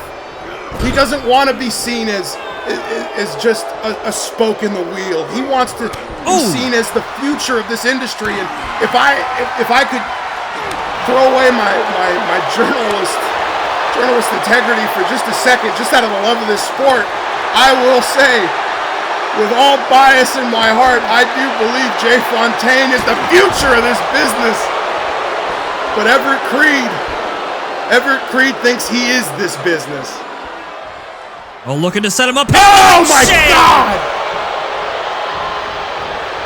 It is all over the nightshade. A 2 count. Oh no! Wait! 2.9. Fontaine kicks out of the nightshade. Creed is furious. He thought this match was over and done with. Jay Fontaine is back on his feet. What a drop kick! He just put both feet through his chest. John Woo drop kick from Jay Fontaine, and he's stomping a mud hole right through him. Look at this. Good Lord. He is Fontaine will not die. Fontaine will not be shut out, and he gets Creed up on his feet. Irish whip to the outside now, and we all know what he's setting up for. When Jay Fontaine has somebody outside, you are not safe. Off the ropes now, looking for a suicide dive! Jay Fontaine, a man on fire right now. Good. Taking it to Everett Creed, the creator of SWW, the forefather of fear. He's in trouble now. Look at this! Oh, no! Went for the splash. Didn't work out for him, and now Creed has got him in position. Oh my goodness! Oh my goodness! What in the hell? A mission hold from Creed. I've never seen him move like that. I don't think I've ever seen Everett Creed pull a maneuver like that. This is new.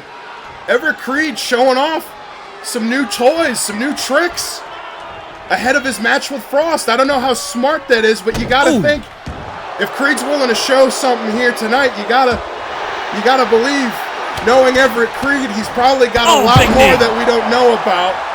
But after that knee, I don't know if even Creed remembers. Big senton into the cover. 2-0. I can tell you this. Creed may not be able to remember that, but he may never forget the day he lost to Jay Fontaine or competed against him, that's for sure, because he's giving him a run for his money here. Oh, man, what a boot. Ever since Jay Fontaine... him in his tracks. Oh, no. Oh, no. Genesis device locked in, but Jay Fontaine very quickly... Wait a minute. Oh, my goodness. I've never seen somebody fight out of it like that. A Genesis device got rolled through, drop kick, and now look at this. Kick out. Creed getting out of it. Oh, but now off the rope. Oh. Good Lord. Talk about using your head. Oh, no. Creed moved out of the way. Creed off the ropes. Oh, no. Oh, another attempt at the La Magistral. And no. But Creed once again getting out of the way. But ladies and gentlemen, we mentioned it earlier. Use code VWN for all your coffee needs at bonescoffee.com/VWN. Gotta love Bones Coffee, man. Best way to start I'll tell you what, day. I love that French toast. Absolutely, I love that French toast. Gotta love the French toast.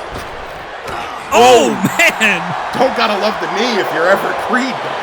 Absolutely not, but wait a minute. Oh no, for the Genesis device. Creed. Center of the ring this time. Oh, Creed, he's sitting back on it. He's wrenching on it. Oh my no, but once again, Fontaine with a unique way out. Oh my goodness, Jay Fontaine doing everything in his power.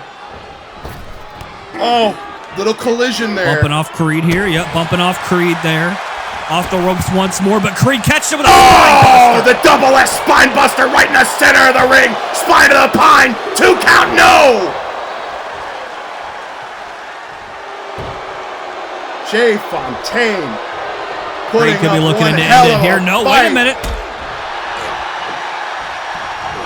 Oh! Oh no, Darnell's been taken out. But wait a minute, Fontaine's got Creed right where he wants him. Inverted DDT, but he's got to get Darnell back up here. Oh, Jay Fontaine getting Darnell back to wait his a feet. minute. No, Creed! Oh, the Dream Eater connects. He took He used it as a advantage. distraction. And Everett Creed picks up the win off a distraction of Darnell being down. Ladies and gentlemen, your winner of this contest as a result of pinfall, Everett Creed! Well, ladies and gentlemen, Everett Creed picking up the victory here on Blitz in very Everett Creed fashion, I might add. It's Everett Creed taking advantage of the goodwill of others. Gotta wonder what that'll do to a hero. A hero like James Frost. What's this? Creed's not done, that's for sure. Oh, no. All of you mindless drones have bought into this agenda that the SWW executives have presented to you. That my match at On the Verge Round 2 with James Frost is a battle of good versus evil. The Infinite Hero battles the treacherous basilisk Everett Creed, but in reality, evil is just a made-up word. A concept illustrated and utilized by the inactive and the careless who watch life pass them by for those more determined to take what belongs to them. Each and every one of you watching this right now realistically has all the tools to be here. To create something like I did with SWW. But you don't. And you hate me for all of my success and my accolades that you could never achieve because you and all of you are too lazy to be Everett Creed. But with On the Verge Round 2 on the horizon, I remember when I stood in this ring at On the Verge in 2019. I was weak and looking for a reason to fight. And I told everyone how Ace Whistler and all of you saved my life, and that all of you were my reason to fight once and for all. But then, Ace Whistler made it all about himself, stealing my moments away from me. So I took it back. And then, the self-righteous ensemble that all of you are vilified me for it. So as far as I'm concerned, you are all dead to me. But at On the Verge Round 2, I will rewrite my story to tell. I will defame the self-righteous infinite hero before his faithful's very eyes. And once the smoke clears from the incineration of your tarnished legacy, James, the same SWW faithful that rejected me will have no choice but to recognize and respect that I am the reason to fight. That I am the forefather of fear. I am Everett Creed.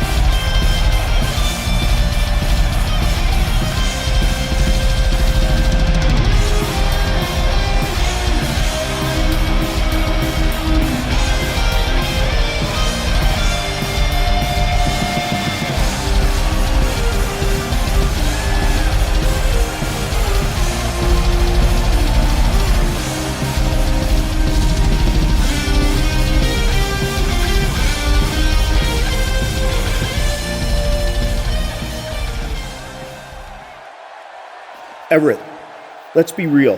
Let's be honest with who we really are for 1 minute. I'm nothing special. I'm just a guy who stands up for what's right. A guy who can't sit idly by when I see a bully in action. You? Who are you? You tell everyone all the time you're the forefather of fear.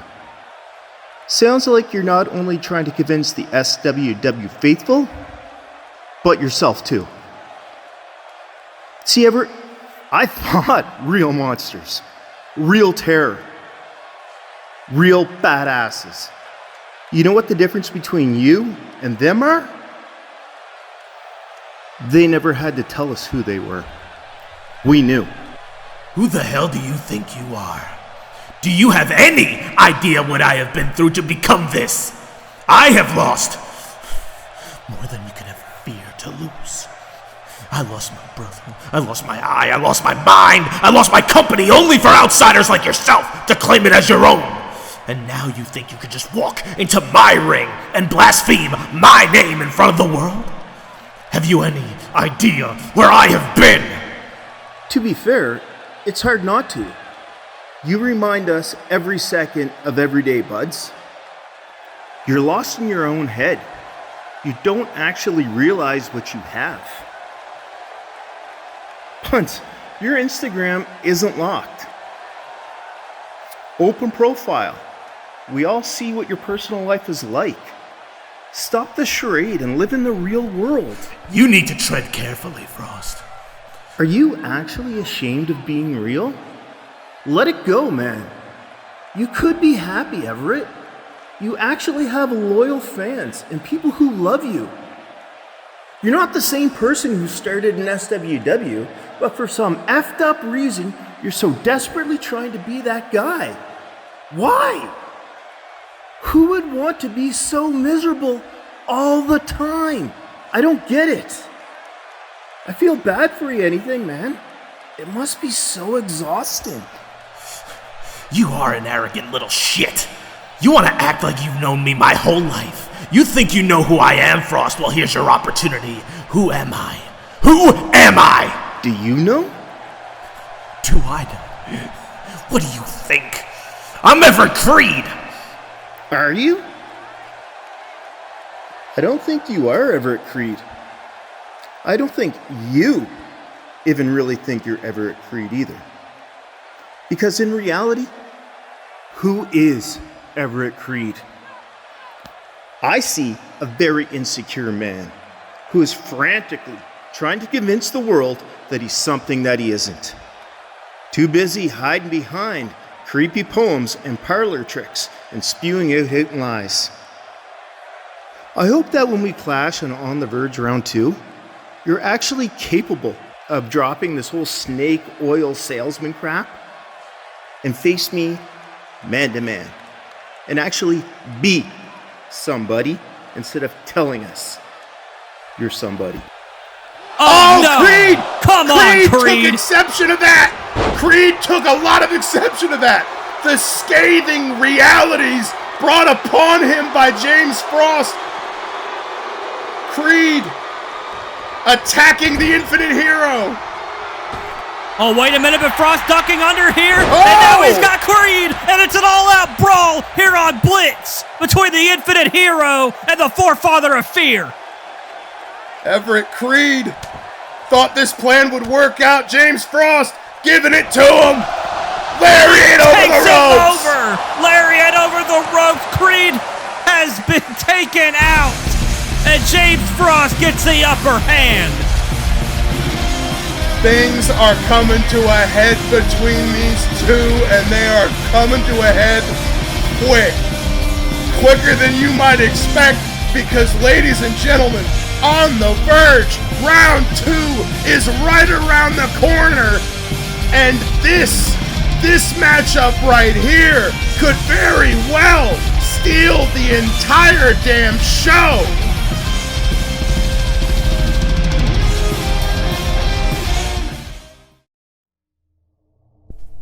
Mr. Whistler, I am very relieved to be able to see you for our last session. I have been very worried about you since you have not shown up to appointments for a long while now. We have much to discuss and catch up on. First off, how has your day been? I didn't want to come here. I never was going to come back to another therapy session with you after everything that happened. I didn't need to go back when I was told to do so, and I especially didn't need to come back now. I am sorry that you have felt that way, and still do now. It is not my intention to have you angry or upset, just as I was instructed to do before by the board of directors and the former commissioner. I am here to help you. You're not here to help me. You never helped me. I am sorry you feel that way, but rest assured that this session is all about helping you, to help you understand who you truly are. Excuse me? What I'm saying, Mr. Whistler, in order to know the true problem at hand, we must go into who you view yourself as in this world. We must figure out who Ace Whistler is. Wait, I know who the hell I am. No offense, Mr. Whistler, but do you? Let's try some word association, I have been given some words by the board and Mr. Jebediah Vale. No, I'm not going to do it. If you want to continue in SWW, they have specifically told me that you must. I will be talking with them about our session, and if they are not pleased with what they hear, you will not be able to take part in any SWW event. God damn it, fine. A simple okay would suffice, but nevertheless, let's start with the word glass. Scars. Power. Control. Creed. Hypocrite. Redemption. Unforgiving. I'm done with this exercise, James. I refuse to participate in it anymore. Very well, Mr. Whistler. I will say that you were able to complete the exercise at your own accord. I think I truly do understand you and who you are. What do you mean? You don't know a damn thing about me. You're not even a real therapist. How many times must I tell you my credentials for you to understand that I am a true professional? You have seen the certificates. I am qualified. Speaking of credentials, it does remind me of all of your accomplishments. Former 2-time SWW United States Champion, former TXW Tag Team Champion, former 2-time TXW United States Champion, and most of all, former SWW World Heavyweight Champion. All these accolades you have are impressive. However, they are followed by something. What are they followed by, Jimmy? They are followed by the word but. World Champion, but cheated. Same with the TXW United States Championships. Tag Team Champion, but tag partner wants nothing to do with you. SWW United States Champion, but betrayed and broken. That's not true. I'm afraid so, Mr. Whistler. You are nothing more than a man that has an asterisk for ever tarnishing your accomplishments. The friends and family you have said to sacrifice, they were discarded by you in exchange for power. That's a lie. That is the truth, and we both know that. You are a man seeking something that believes it will make them feel complete. You seek power now that you have nothing. The one thing you did sacrifice, though, was your own well-being. My client himself knows that, as he has done the same thing.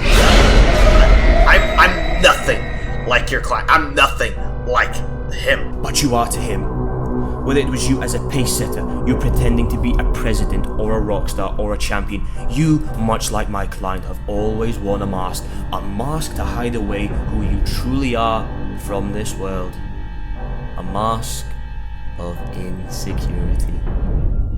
One that once removed shows the scared and sad man behind it. My client was once adorned with a mask of similar nature. But once he realized he was hiding behind it, he realized who he was. He's nothing like me. You and your client are just grasping at straws at this point to find out what connects us. What connects us was you, Jimmy. What connected us was being strings on the fingers of an egomaniac. That was it. That is why I went after you. your client. All I want to do is sever all remaining ties of Caldwell from this company, and you are the one that I must sever the swiftest. Mr. Whistler, my client is by now. He is someone that was thankful for you. If it wasn't for you, he would never have came back. He wanted to see you as an equal, a peer, or even as a friend. But it was what you did when you cost him a shot at an achievement that he wished to have that made him understand what you are. My client knows everything about you. So he wished me to give you something as a token of not only what you were able to achieve in therapy, but in now understanding who you are. Wait, what do you mean? Jimmy, what do you mean? He looks forward to seeing you upon the verge and promises to make sure that you suffer for your transgressions. Me, however, it was an honor to have you as a patient, and I will tell the board of directors and Commissioner Vale what a marvelous breakthrough we had. Now, if you excuse me, Mr. Whistler, I must leave to contact them immediately. Goodbye, Mr. Whistler, and remember who you are.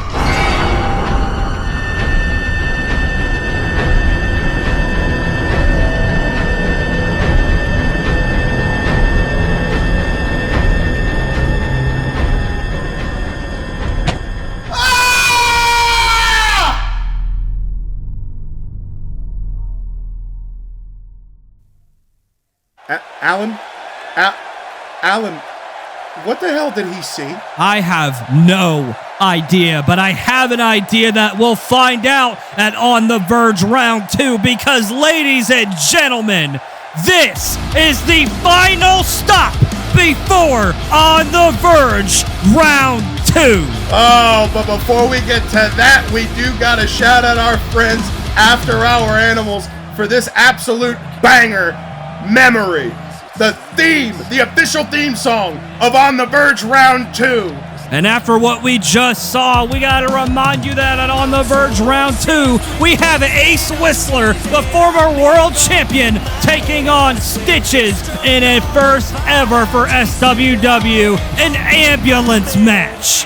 You gotta wonder whatever Ace Whistler saw will play into a factor into that match. But just announced here tonight, Dane Blackwood, the Key to the Kingdom holder, will be taking on his former left-hand path brother, Dalton Thunder, who has recently aligned himself with Jack Strider. This is sure to have a lot of bad blood to it. But you can't have more bad blood than these two. I mean, Ragnarok going one-on-one with a mystery opponent. But if Lulu, not much of a mystery. He hasn't really been exactly dropping breadcrumbs. He's been dropping loaves.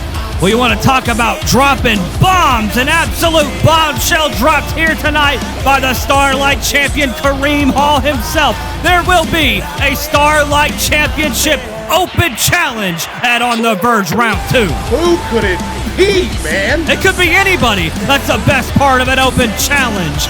But also on the card, we saw it earlier tonight, come to a boil.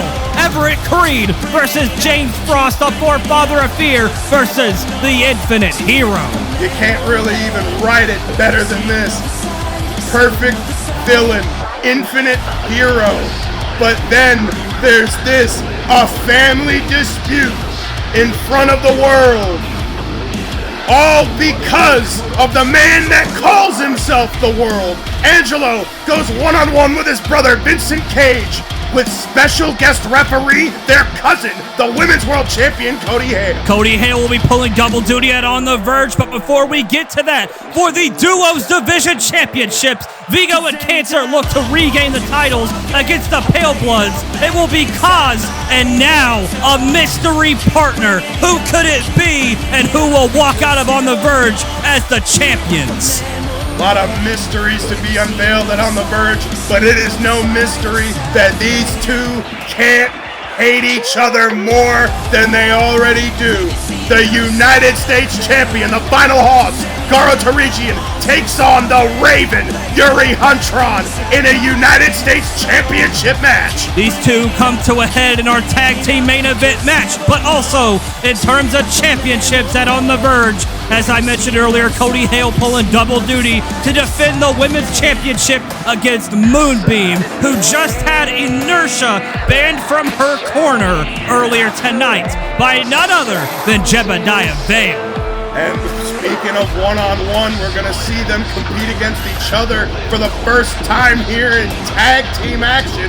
But at On the Verge, the main event will indeed be the Gate City God, the World Heavyweight Champion Shannon Silvera versus the coach, Trey Mercer.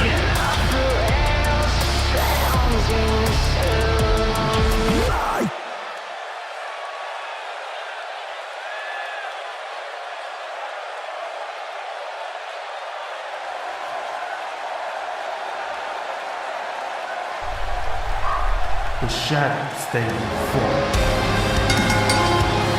Ladies and gentlemen, the following is your main event of the evening. And it is a duos match set for one fall. Introducing the first participant from the Church's Temple, Cornwall, England, weighing in at 234 pounds, the Raven, Yuri Huntron. The number one contender for the United States Championship. This is not the first time, of course, we've seen him here tonight. Earlier tonight, he was letting those dark urges, you could say, really get to him as he was getting personal with the United States Champion. But Frank, you gotta wonder if these dark urges are gonna continue to seep into the mind of Yuri Huntron and possibly help him win here tonight. Well, I mean, he definitely made it a little challenging for himself considering how badly he pissed off our U.S. champ with his words tonight. Well, Garo Tarijian is definitely going to want to get his hands on Yuri Huntron, but the coach may not only have something to say about that, but he may be wanting to get his hands on the World Heavyweight Champion here shortly. Yeah, hey look, the shit a parade. I see you watching me float, my back on the ropes, I'm coming for change. I put the money on me, and if I was you, I would do the same. You watching the rise of a king, I walk like a champion, I need a ring. Yeah, I need a ring, you know what it is, this shit a parade. People are talking, haters are watching. And introducing his partner, from Peoria, Illinois, weighing in at 252 pounds, he is the coach, Trey Mercer.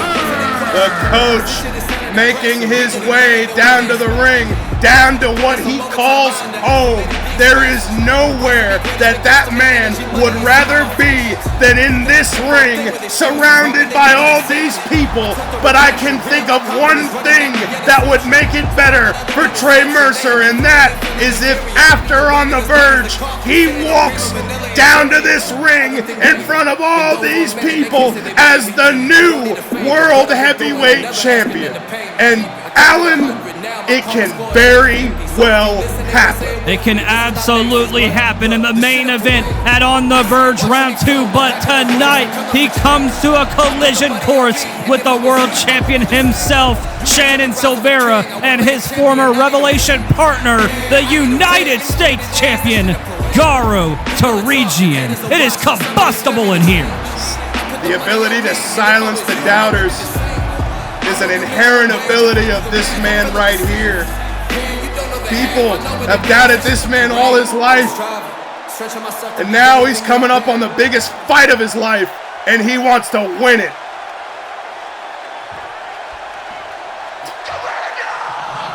Speaking of fighting all your life,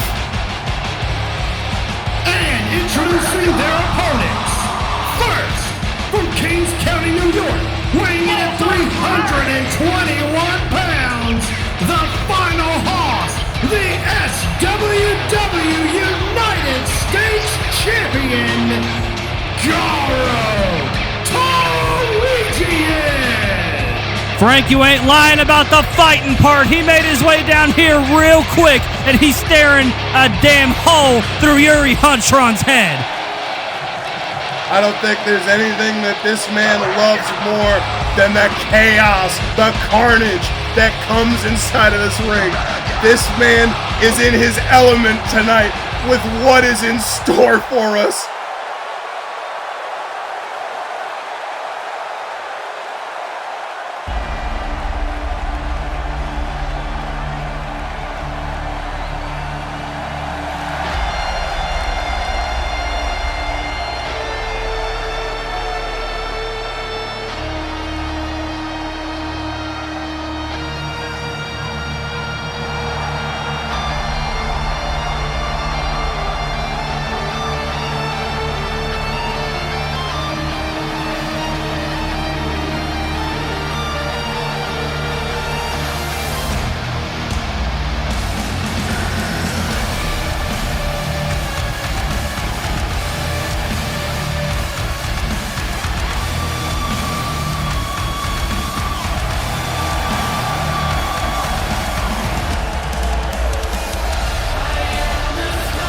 Introducing his partner from Greensboro, North Carolina, weighing in at 242 pounds, the Gate City God, the SWW World's Heavyweight Champion, Shannon Silvera.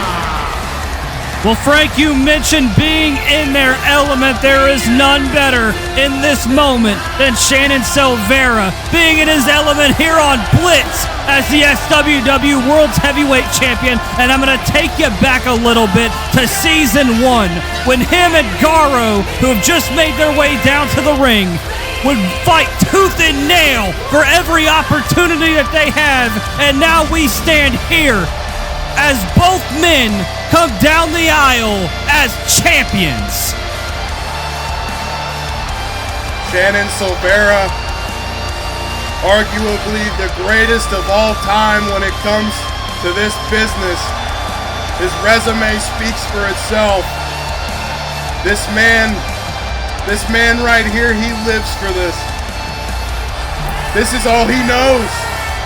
He has fought for his life in this role. He put his career on the line in the main event of Divinity for that title, and he walked out of that cell with the championship. But tonight he takes on a whole different challenge. Yuri Huntron, Garo Tarigian starting this one off. This is the main event of Blitz. And immediately, Yuri tagging in Trey. But what a hoss fight this is. Oh, man. Oh, my God. What a big boot from Garo. Good Lord. That size 14 right in the face. Good God in heaven. Now these two off to a chop battle. Very similar to how they did facing off at Oblivion in the Survivalist Coliseum. Of course, the man that won that match standing on the apron, Shannon Silvera, the World Heavyweight Champion, and on the other side, Garo's challenger at On the Verge. Oh, big kick to the solar plexus. Garo attempt to roll over him like a steamroller, but Trey Mercer getting out of the way of that. Throwing him back to the ropes now. Overhead belly to belly. Holy hell. Good Lord, Trey Mercer. Power. The power of Mercer, as you said. And now Garo got the upper hand here. Oh, went for a high knee in the corner, but that knee slamming into the turnbuckle. Trey Mercer looking to take advantage. Big shoulder block takes the big man down. Senton. Oh! Bit of a face-off to what's to come in the main event of On the Verge. Wait a minute Garo! Now. Garo with a roll-up now. A cover. Only a one. Since when do you see Garo do a roll-up? Never. When do you ever see him move that fast, Frank? Good God. Garo is comparable to a train off the tracks You may have time to get out of the way, but if you're not fast enough, it's gonna cost you. And that big combination powerbomb enziguri to Trey Mercer. Trey Mercer on Dream Street. But now look at the legal men in the match. Shannon Silvera, the world champion. Trey Mercer, his challenger. A little sneak peek of what's to come. And the main event of On the Verge. Oh, a black hole slam from Trey Mercer. What a maneuver. Off the ropes now. Oh, dodge a drop kick. Tagging in Garo and the quick tags from Shannon and Garo. Little ode to their Revelation days. Very seasoned duos competitors. And Garo, oh, roundhouse kick. I mean, it doesn't matter how long these two have been away from each other. They are a well-oiled machine. At the end of the day, they were one of the most dangerous duos in the history of the sport in the form of the Revelation. Oh, you ain't lying. They took over the show many times together, but now, oh man, Trey Mercer taking down Shannon Silvera, getting him back up to a vertical stance, cutting off the ring now. Oh, big chop, and now trying to counter the quick tags of Garo and Shannon. Yuri getting his first bit of offense here. What the hell is this? Oh! A gourd buster from the top rope by Trey to Yuri, using his own body as a weapon. Up to the middle rope now. Oh, man. Splash to the back of Silvera. Not the first time these two have faced off. Just a punch to the side of the head there. This is not the first time these two have gone at it. As I mentioned, Shannon and Yuri faced off in the main event of Adrenaline Roll-Up here from Yuri. What a win this could be for Yuri if he knocks off the world champion. No. Yuri going right back to it. Submission hold here, trying to beat the world champion. No. You got to think that would boost the hell out of his confidence going into On the Verge to beat the world champion before you face off with the United States champion. That would be huge for Yuri Hunchron, but it would also be absolutely detrimental to the world champion, such as this hold.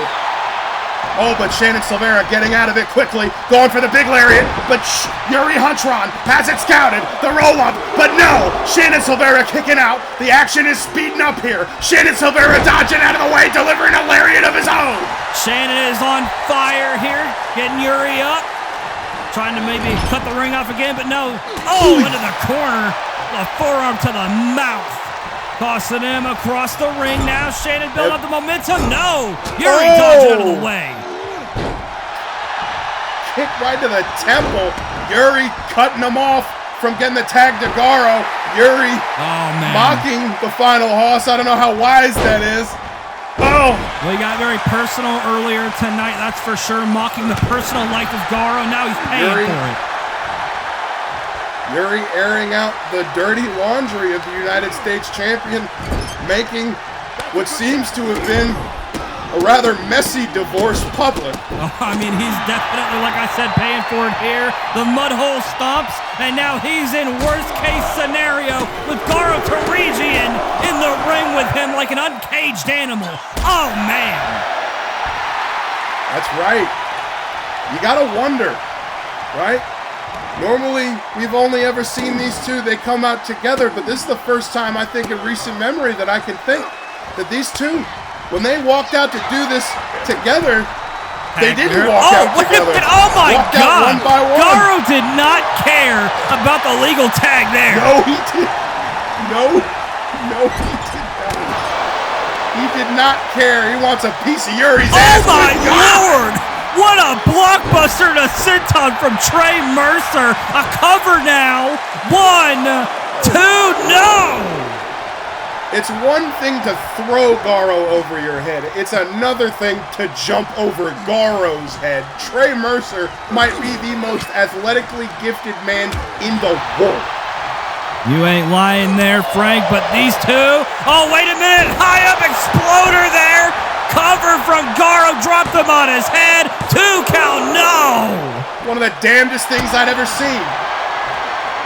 Out of the camel clutch now, though, trying to tap out the coach in the center of the ring. Garo wrenching on it. You can see the pain in the expression of Mercer, but he escapes. The damage might have been done to the lower back. Garo seems to be trying to eliminate the suplexes, but I don't think that it did the job just right with the inverted suplex from the coach. Good God. Oh, right into the corner, cutting it in half. Garo, though, fighting. Oh, come on. Yuri with a punch to the back of the head. I don't know how wise that may have been, but wait a minute.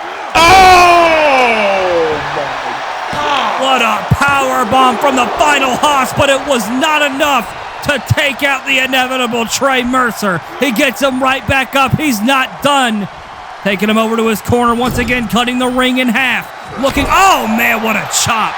Tag made to the world champion. The revelation, the former revelation, not letting that bother them. Oh, double suplex. Tandem offense from these two. Well, Shannon now off the ropes. Oh, big Larry. Oh, Silvera's not done with him. Yuri down now. Oh, with the Shining Wizard. Didn't work out for him. Trey now throwing Silvera into the corner. Tag to Yuri. The challengers on the offense now. Oh, double shoulder block there. Yuri now with the cover. Darnell in position. 1, 2, and no. a kick out. Kick out by the World Heavyweight Champion. Yuri Huntron stalking him now. He's got him up to a vertical base once more. Got him by the nape of the neck, bringing him over to the turnbuckle. Cruel thoughts must be going through the head of Yuri Huntron. They might have been, but it seems like Shannon Silvera's trying to beat him out of him. Well, those thoughts are rattling around right now as the world champion has his way with Yuri Huntron. Oh, wait a minute, triangle. Triangle choke now in the center of the ring. How is Yuri going to fight out of this one? It's locked in tight. This could be it. Oh, no. Pinning his shoulders down and now just punching him in the face. This is absolutely huge for all 4 men involved. Oh! God. Yeah, you're not lying about that, Frank. That's for sure. This is a must-win situation for everybody involved in this matchup. It could not be more dire. Yuri Huntron continuing to poke the bear. Garo has had enough. He's in the ring. Big overhead belly to belly. He said to hell with the rules. I'm taking him out now. Trey Mercer on top of Garo now. It is all turned into bedlam. Oh my God, over the top and now. What is happening? Shannon Silvera with an elbow. Springboard elbow drop through the heart of Yuri Huntron. Trey Mercer back on the apron. Garo now finally joining on their side of the ring. I mean, Trey Mercer. We're gonna talk. Yeah, we are. We got to talk about that cross body over the top. Over the top rope, launcher to the outside by a 252-pound cannonball. Ridiculous agility and a ridiculously chaotic matchup. Oh man! God. Oh, and that lariat from Shannon Silvera. Order has been restored. A little bit here. Yuri Huntron now, though, on the offense, trying to cut the ring back in half, but Silvera says no. Oh, and a super kick knocked his lights out. A cover here. That could very well be it. 2. No. Not enough. My goodness. Oh, man. Stop the tag. Stopped him. Drop kick to Silvera sends him down. Yuri Huntron finally managing to get the tag to Trey Mercer. And Trey Mercer, he's not done with this little sampler we have here for us tonight. He wants a whole piece of the pie. And that pie's name is Shannon Silvera. And the piece might be coming out of his ass. Oh, but Garo Teresian tagged in back here. And these two back to the Hots fight. Back to the chops they go. What a hell of a main event. Good God in heaven. More chops than a chopped cheese. Oh my God, the spinning choke slam. but Yuri breaking up the cover before the count could even start. Oh, but Shannon's in there as well. Back to a chaotic realm we go. And everybody's in an all-out brawl here. Oh, man. Trey sending Garo across the ring. Oh, Shannon Silvera dodging. Oh, man. Dodging out of the way of all of Trey's offense. He's giving his partner some time here. Well, Trey went for Shannon first Garo there. and Trey, the legal men in this situation. Garo to Region, got the ankle, going for the bear trap. No grapevine. Once he puts in that ball and chain, the grapevine on that.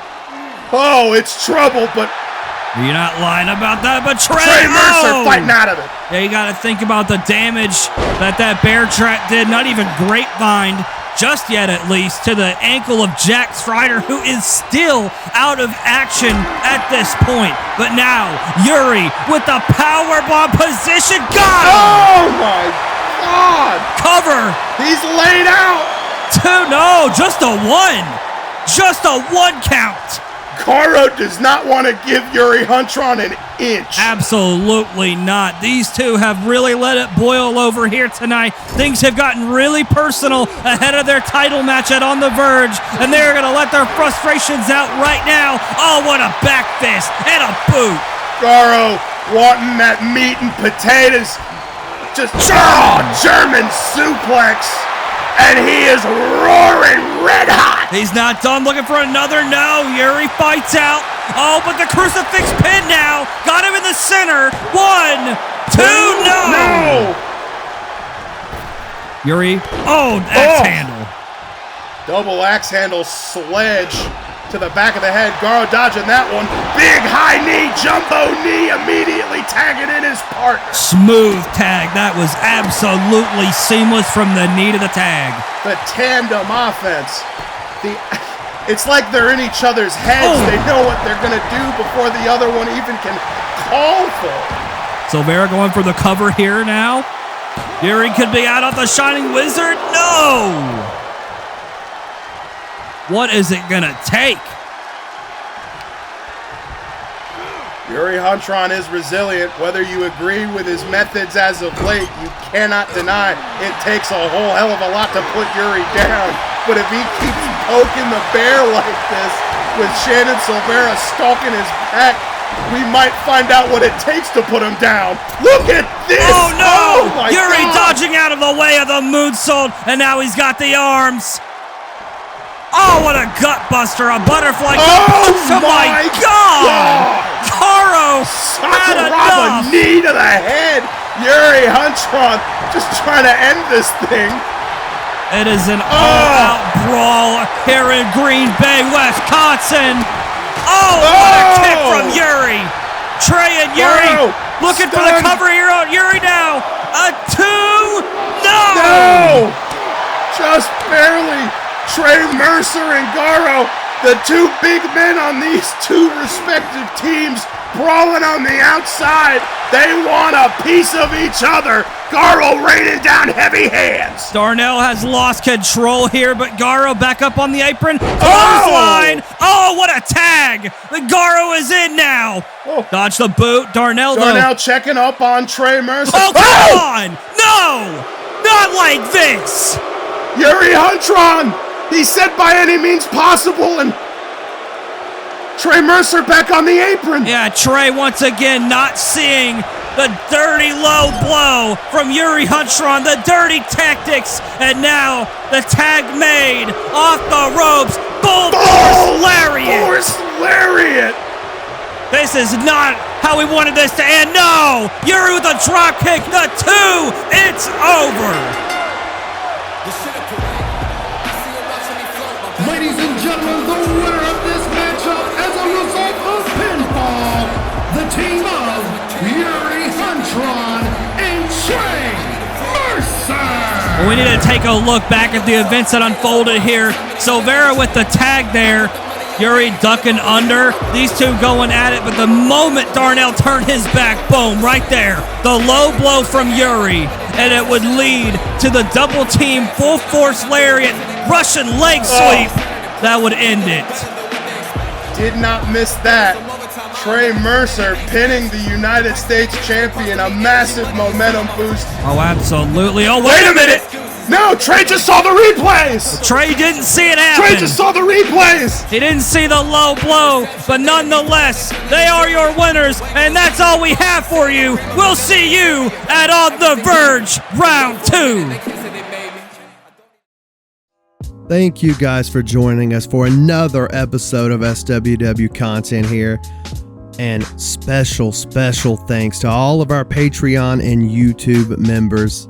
You guys are what makes this thing keep running, keep rolling. Your contributions, your support means the world to us. And it's truly the reason we're able to do what we do. And it allows us to create more content for you guys on a more regular basis. So again, thank you all. And if you want to get your name up here on the credits as well, check us out on Patreon or by joining as a member of the channel here on YouTube. We'll see you again real soon. Thank you.